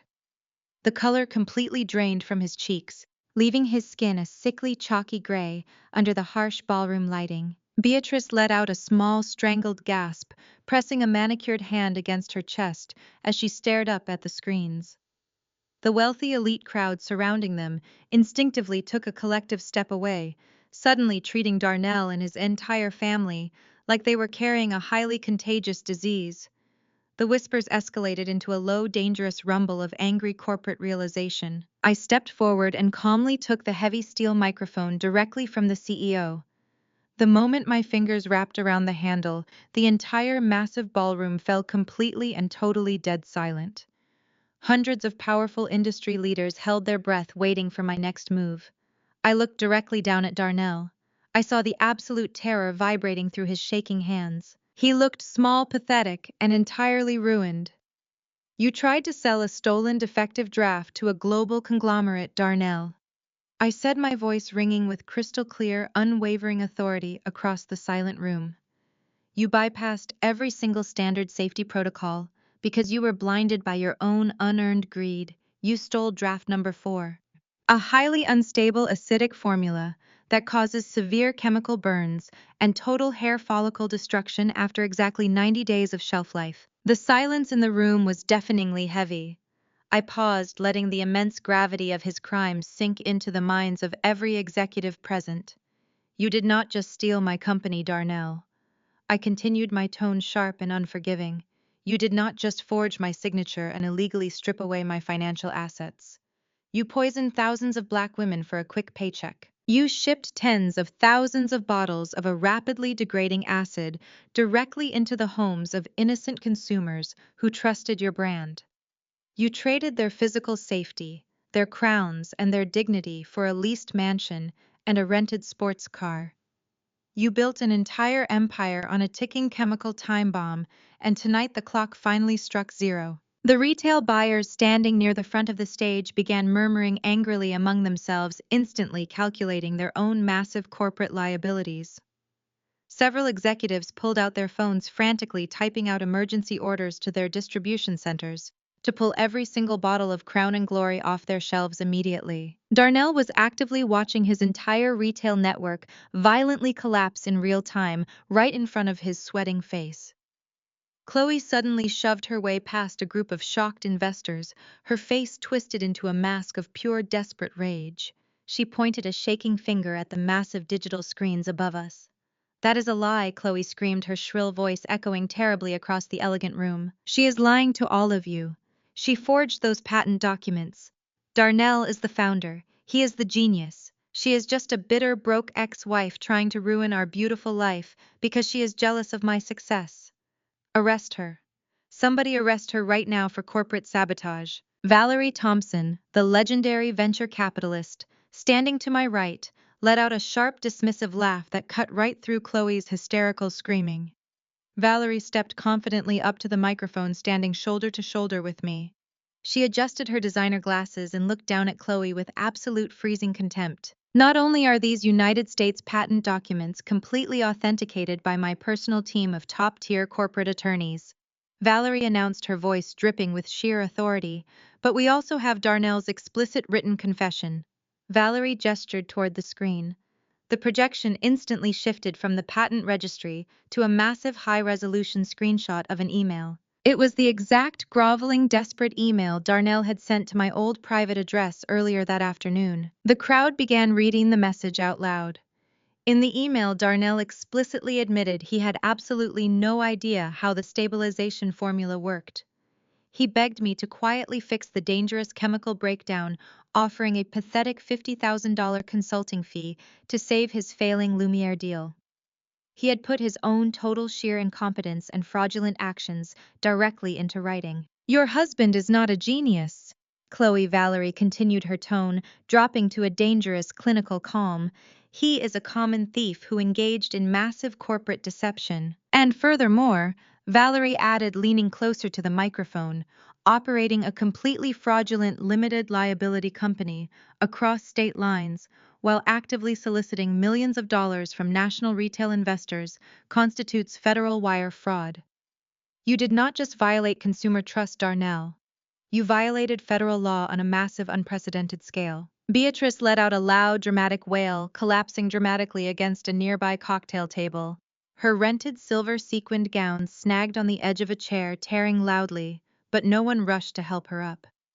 The society photographers were rapidly snapping photos of the entire spectacular meltdown, documenting the absolute destruction of the fake cosmetic king. Chloe grabbed Darnell's arm, violently shaking him. Do something, she shrieked hysterically. Fix this, Darnell. Tell them they are lying. Fix this right now, or my father will personally destroy you. Darnell could not move. His eyes darted frantically toward the exit doors, but the crowd of angry executives had completely boxed him in. He was entirely trapped inside the very gala he had tried to crash. He was facing total unmitigated bankruptcy, millions of dollars in impending class action lawsuits, and the absolute destruction of his public reputation. He had absolutely nothing left. No company, no wealth, no future. I stood perfectly still on the stage, watching the inevitable consequence of his actions completely consume him. I felt no pity. I felt no sorrow. I simply felt the profound weight of pure, untainted justice, finally restoring the balance of my stolen life. I had reclaimed my name, my science, and my future. The Maya Jenkins Innovation Trust was completely secured. Aura Noir was already generating millions in legitimate advance orders. I had won the war without ever compromising my integrity. Then the heavy brass handles of the grand ballroom double doors turned sharply. The thick wooden doors swung completely open, hitting the walls with a loud, definitive crack that immediately silenced the remaining chaotic chatter inside the room. Every single head in the massive gala simultaneously turned toward the main entrance. 4 serious, stern-looking individuals stepped into the brilliantly lit room. They wore dark, tailored suits and crisp navy blue windbreakers, with 3 bright yellow letters printed boldly across the back. FBI. The federal agents moved with absolute synchronized precision, cutting through the wealthy crowd like a sharpened blade. The retail executives and society guests quickly scrambled out of their way, forming a wide, clear path. The lead agent, a tall, imposing man with a grim expression, reached into his inner jacket pocket. He pulled out a dark leather wallet and flipped it open, flashing a gold shield directly under the bright crystal chandeliers. His eyes scanned the large ballroom with clinical efficiency, instantly bypassing the executives, the photographers, and the panicked catering staff. His hardened gaze locked onto his specific target with absolute certainty. The lead agent made direct, unwavering eye contact with Darnell.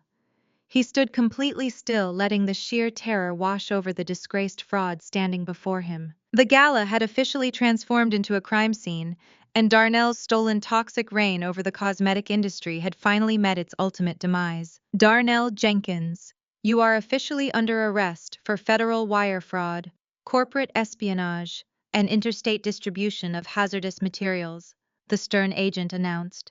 His authoritative voice sliced cleanly through the utterly silent, luxurious room, exactly like a freshly sharpened steel blade. The crushing gravity of those devastating words permanently shattered the last remaining fragile fragments of Darnell's completely artificial, incredibly arrogant protective facade. The absolute cold reality of his severe crimes finally caught up with him. His weak knees buckled almost instantly, giving out entirely beneath his incredibly expensive custom-tailored dark designer suit. He completely collapsed violently and pathetically onto the brilliantly polished hardwood floor, landing heavily right at the very tips of my pristine, expensive designer shoes. The exceptionally wealthy corporate crowd collectively gasped aloud, stepping even further and further back in visible deep disgust, to actively avoid any physical or social association with the entirely disgraced sweating criminal. Darnell desperately reached out with terribly sweaty, aggressively shaking hands, blindly grabbing the crisp, impeccably tailored hem of my brilliant emerald green power suit pants. "Maya, please, please," he begged, his rapidly cracking voice breaking horribly into a high-pitched, deeply pathetic, desperate whine that echoed miserably across the vast open space. His terrified face was completely slick with heavy cold sweat, and thick wet tears were streaming continuously down his dark cheeks, completely ruining his meticulously groomed cosmetic appearance. "Please, you simply have to stop this, Maya. You have to fix this disaster immediately. Think of the innocent kids. I will eagerly, gladly give you the beautiful house back right now. I will instantly, voluntarily give you total, full legal custody, without fighting.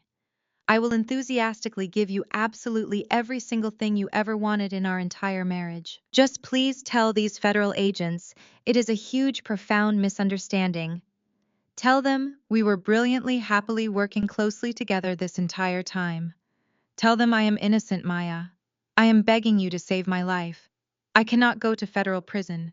Please just tell them you forgive me." I looked coldly and calmly down at the pathetic, broken man kneeling on the floor. This was the exact same man who had previously locked me outside in the freezing, pouring rain. This was the man who had gleefully and maliciously stolen my entire brilliant life's work. He had confidently laughed directly in my face while actively trying to permanently destroy my professional sanity and reputation. I felt absolutely zero lingering emotional attachment to him. There was no residual anger, no sudden welling of pity, and most certainly not a single ounce of gentle mercy left in my heart. He was now just a hollow, completely empty shell of a human being, directly facing the severe, massive consequences he had so rigorously and successfully earned. I very slowly and deliberately reached my manicured fingers deeply into the inner silk-lined pocket of my perfectly tailored emerald blazer.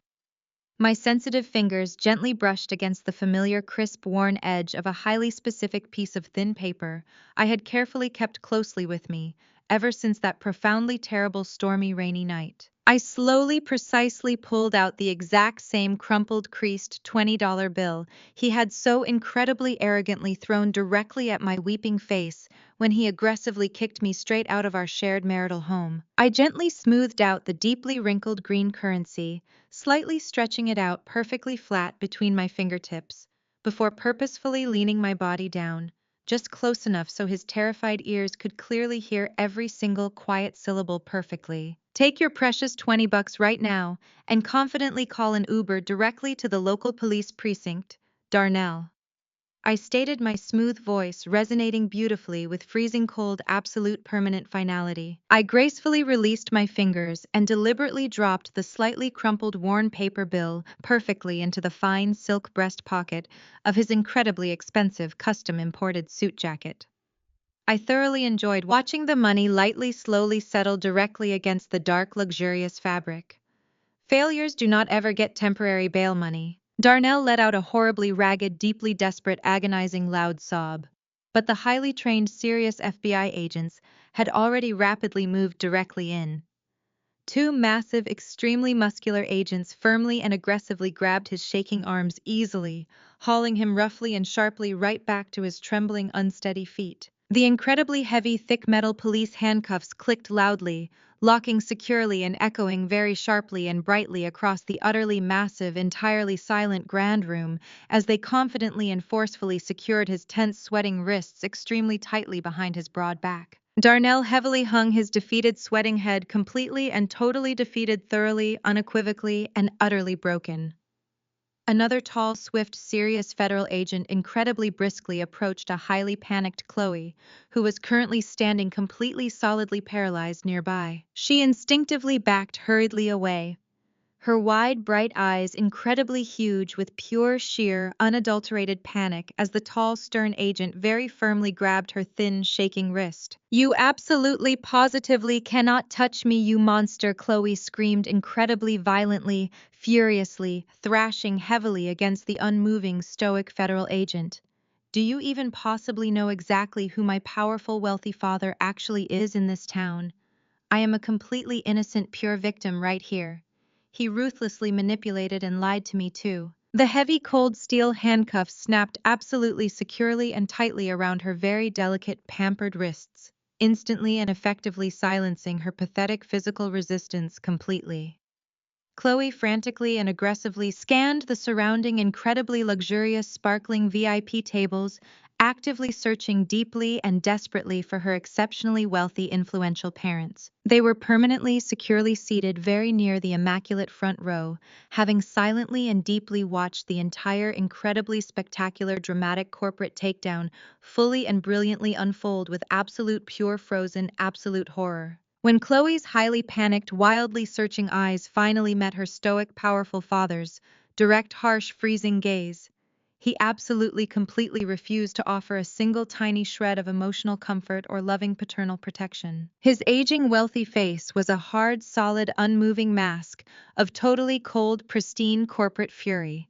He very slowly, incredibly deliberately stood directly up, methodically, and perfectly adjusting his imported custom-tailored dark tuxedo jacket before smoothly and calmly offering his strong arm gracefully to Chloe's equally horrified, silently fuming mother. Without even saying a single solitary tiny word to their distressed child, they actively and deliberately, completely turned their stiff, elegant backs directly on their wildly screaming, violently handcuffed, weeping daughter. They purposefully and successfully walked briskly, quickly, and totally out of the huge, grand, beautiful ballroom, absolutely and completely entirely disowning her right there, completely on the very spot. They needed to perfectly and desperately protect their highly precious, incredibly vital, wealthy family brand, heavily from the rapidly spreading, insanely toxic criminal fallout. Chloe openly wailed incredibly loudly, terribly thrashing completely and uselessly as the highly focused agents rapidly began actively and forcefully marching both her and a completely silent broken Darnell directly toward the heavy massive wooden grand main exit doors. The fabulously and exceptionally wealthy attendees openly and hostilely glared directly at them, actively whispering deeply harsh, severe, cruel judgments as the completely disgraced, totally ruined criminal couple was deliberately and publicly paraded completely directly through the very vast crowded center of the shimmering, beautiful gala. Suddenly, a very loud, exceptionally dramatic, highly theatrical, completely shrill shriek, loudly and violently, pierced the softly murmuring, intensely gossiping, wealthy crowd.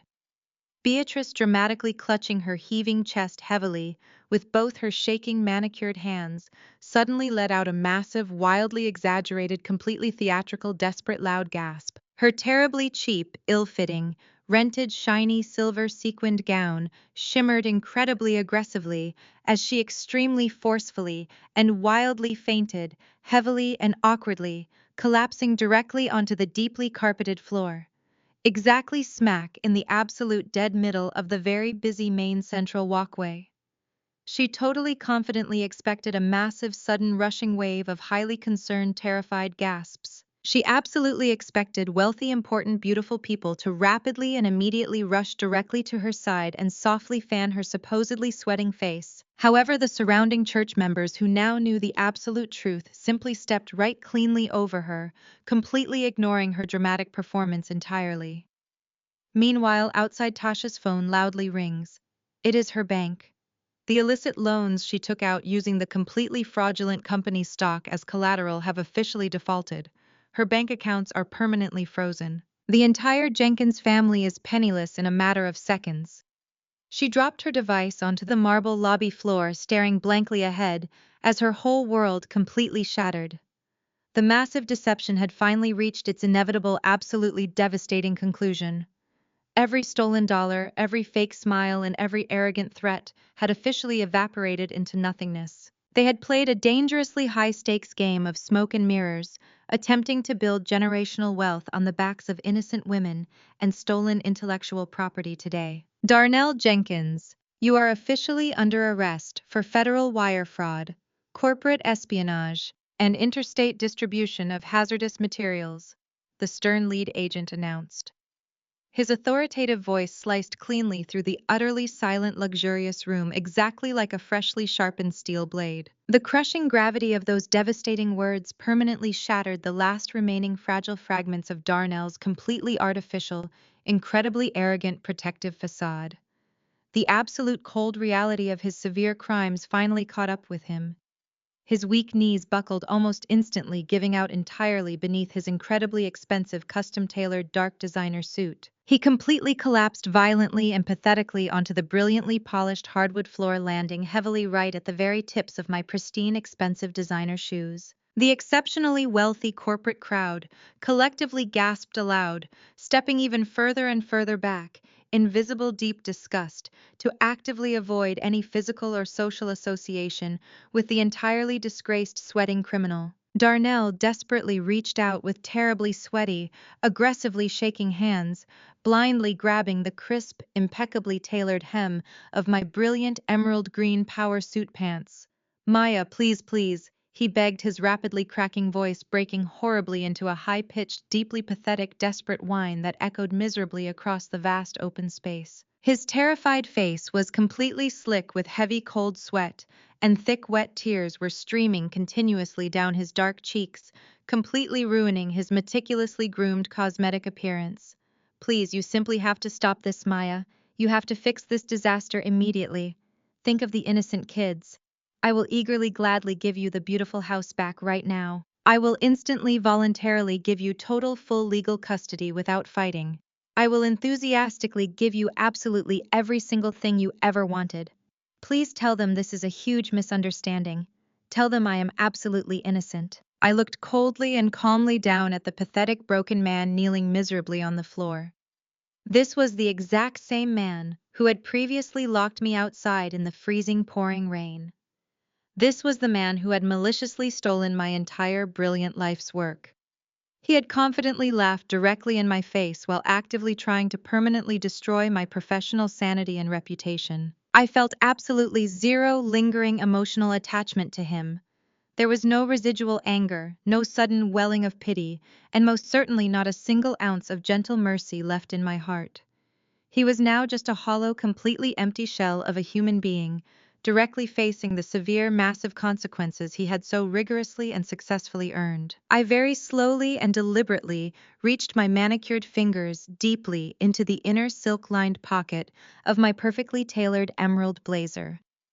My sensitive fingers gently brushed against the familiar crisp, worn edge of a highly specific piece of thin paper I had carefully kept closely with me ever since that profoundly terrible, stormy, rainy night. I slowly, precisely pulled out the exact same crumpled, creased $20 bill he had so incredibly arrogantly thrown directly at my weeping face when he aggressively kicked me straight out of our shared marital home. I gently smoothed out the deeply wrinkled green currency, slightly stretching it perfectly flat between my fingertips, before purposefully leaning my body down, just close enough so his terrified ears could clearly hear every single quiet syllable perfectly. "Take your precious $20 and call an Uber to the precinct."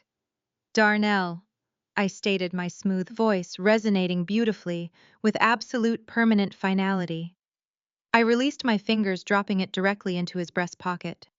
"Failures do not get bail money," he sobbed loudly, crying out miserably. Darnell let out a horribly ragged, deeply desperate, agonizing loud sob, but the highly trained, serious FBI agents had already rapidly moved directly in. Two massive, extremely muscular agents firmly and aggressively grabbed his shaking arms easily, hauling him roughly and sharply right back to his trembling, unsteady feet. The incredibly heavy, thick metal police handcuffs clicked loudly, locking securely and echoing very sharply and brightly across the utterly massive, entirely silent grand room as they confidently and forcefully secured his tense, sweating wrists extremely tightly behind his broad back. Darnell heavily hung his defeated, sweating head, completely and totally defeated, thoroughly, unequivocally, and utterly broken.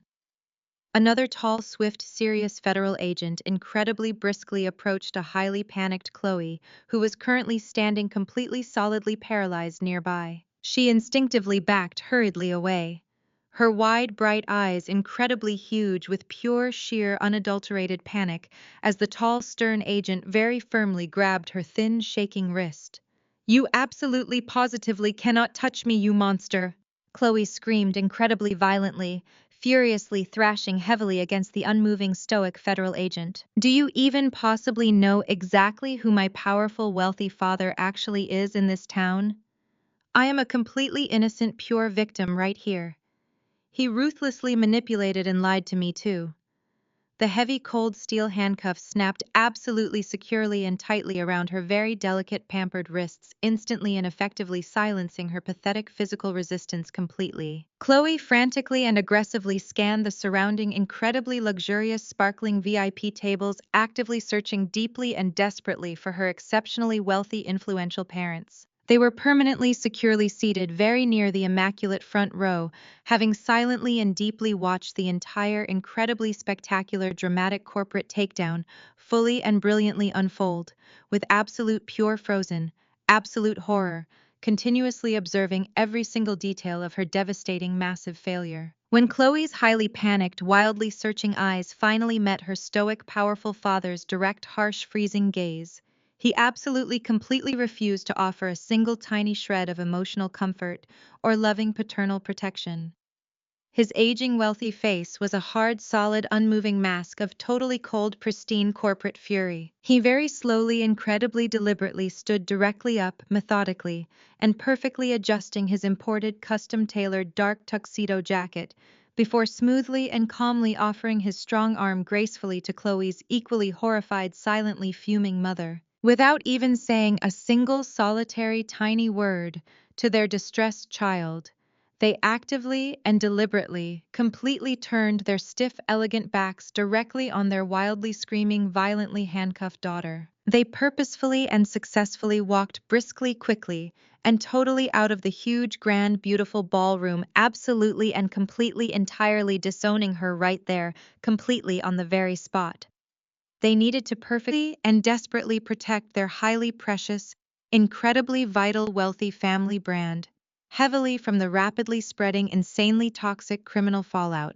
Chloe openly wailed incredibly loudly, terribly thrashing completely and uselessly as the highly focused agents rapidly began actively and forcefully marching both her and a completely silent broken Darnell directly toward the heavy, massive wooden grand main exit doors. The fabulously and exceptionally wealthy attendees openly and hostilely glared directly at them, actively whispering deeply, harsh, severe, cruel judgments as the completely disgraced, totally ruined criminal couple was deliberately and publicly paraded completely directly through the very vast crowded center of the shimmering beautiful gala, leaving behind only shock and sheer total absolute unending devastating utter disgrace in their extremely messy, highly chaotic path. Suddenly, a very loud, exceptionally dramatic, highly theatrical, completely shrill shriek loudly and violently pierced the softly murmuring,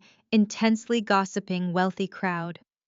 Beatrice, dramatically clutching her heaving chest heavily with both her shaking manicured hands, suddenly let out a massive, wildly exaggerated, completely theatrical, desperate loud gasp. Her terribly cheap, ill-fitting, rented shiny silver sequined gown shimmered incredibly aggressively as she extremely forcefully and wildly fainted heavily and awkwardly, collapsing directly onto the deeply carpeted floor, exactly smack in the absolute dead middle of the very busy main central walkway.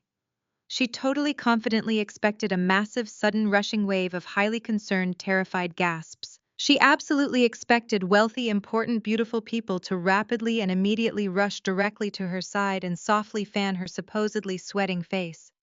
However, the surrounding church members who now perfectly knew the absolute truth simply stepped right cleanly over her, completely ignoring her dramatic performance entirely. Meanwhile, miles away outside the massive event, Tasha's cellular phone loudly, violently rings. It is her primary major corporate bank. The illicit loans she desperately took out illegally, using the completely fraudulent company's stock, exactly as collateral, have officially, catastrophically defaulted. Her multiple extensive bank accounts are entirely permanently frozen. The entire deeply corrupted Jenkins family is completely, hopelessly penniless in a mere matter of absolutely devastating seconds. She dropped her expensive device straight onto the hard marble lobby floor, staring blankly straight ahead as her whole entire world completely violently shattered. The massive deception had finally successfully reached its inevitable, absolutely devastating, terrible conclusion. Every single stolen dollar, every single fake smile, and every extremely arrogant, vicious threat had officially permanently evaporated completely into pure sheer nothingness. They had played a dangerously, incredibly high-stakes game of dark, heavy smoke and shiny, fragile mirrors, attempting hopelessly to build lasting generational wealth entirely upon the heavily burdened backs of innocent, trusting women, and my stolen proprietary intellectual property, safely fully reclaimed by me here perfectly today. I listened to the desperate, frantic, shaking voice echoing through the receiver. Darnell was rambling uncontrollably, his usual arrogant cadence completely replaced by a pathetic, high-pitched whine. He begged for mercy, for commissary money, for just a tiny fraction of the wealth he believed I owed him for the years we spent together. I watched the digital timer on my phone screen silently ticking upward. I gave him exactly 10 seconds to pour out his pathetic apologies and incredibly transparent manipulations. When the timer hit the 10-second mark, I took a deep, cleansing breath. You told me once that absolute success requires the constant anticipation of obstacles, Darnell. I said, my voice perfectly smooth and completely devoid of any lingering emotional attachment. Consider this your final obstacle. I did not wait to hear his response. I firmly pressed the red button to end the call. I immediately opened my phone settings and permanently blocked the federal penitentiary's outgoing number. I embraced the sheer magnitude of total victory washing completely over me. He was finally paying the ultimate price for his ruthless greed. As the screen went dark, I felt an incredible, profound physical release. There was absolutely no lingering anger inside my heart anymore. There was no resentment and no desire for further revenge. There was only absolute, total, and complete closure.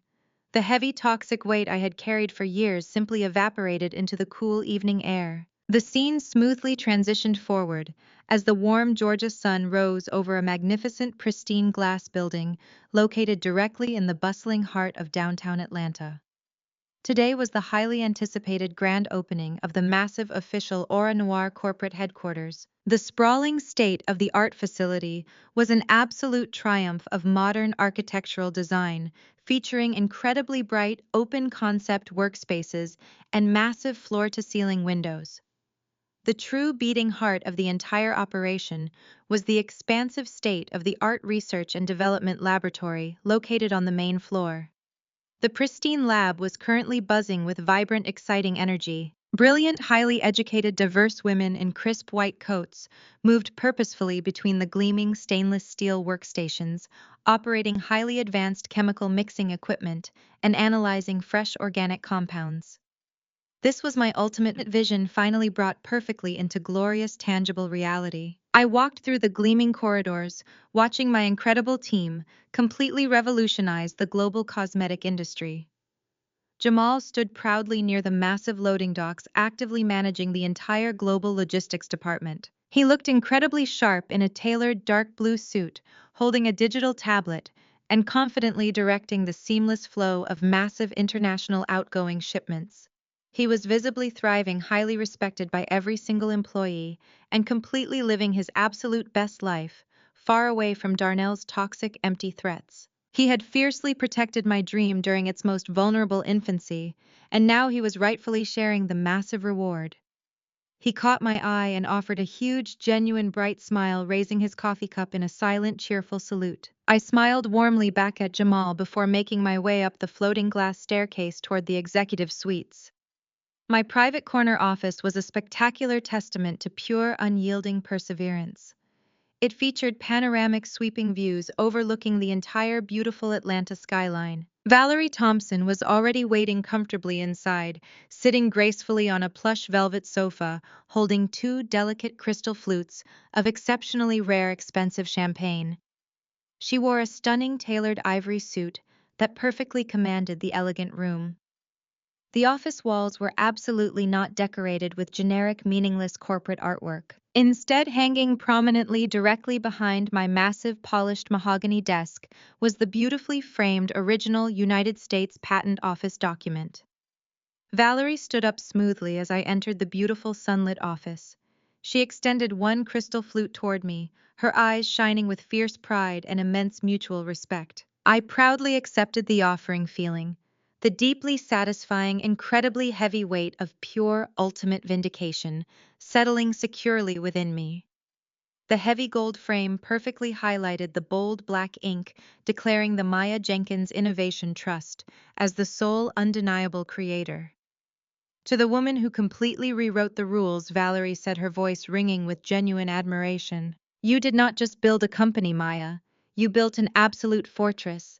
We gently clinked our expensive crystal glasses together, the sharp, clear sound ringing perfectly across the large executive space. I took a slow, appreciative sip of the crisp champagne and walked quietly toward the massive floor-to-ceiling window.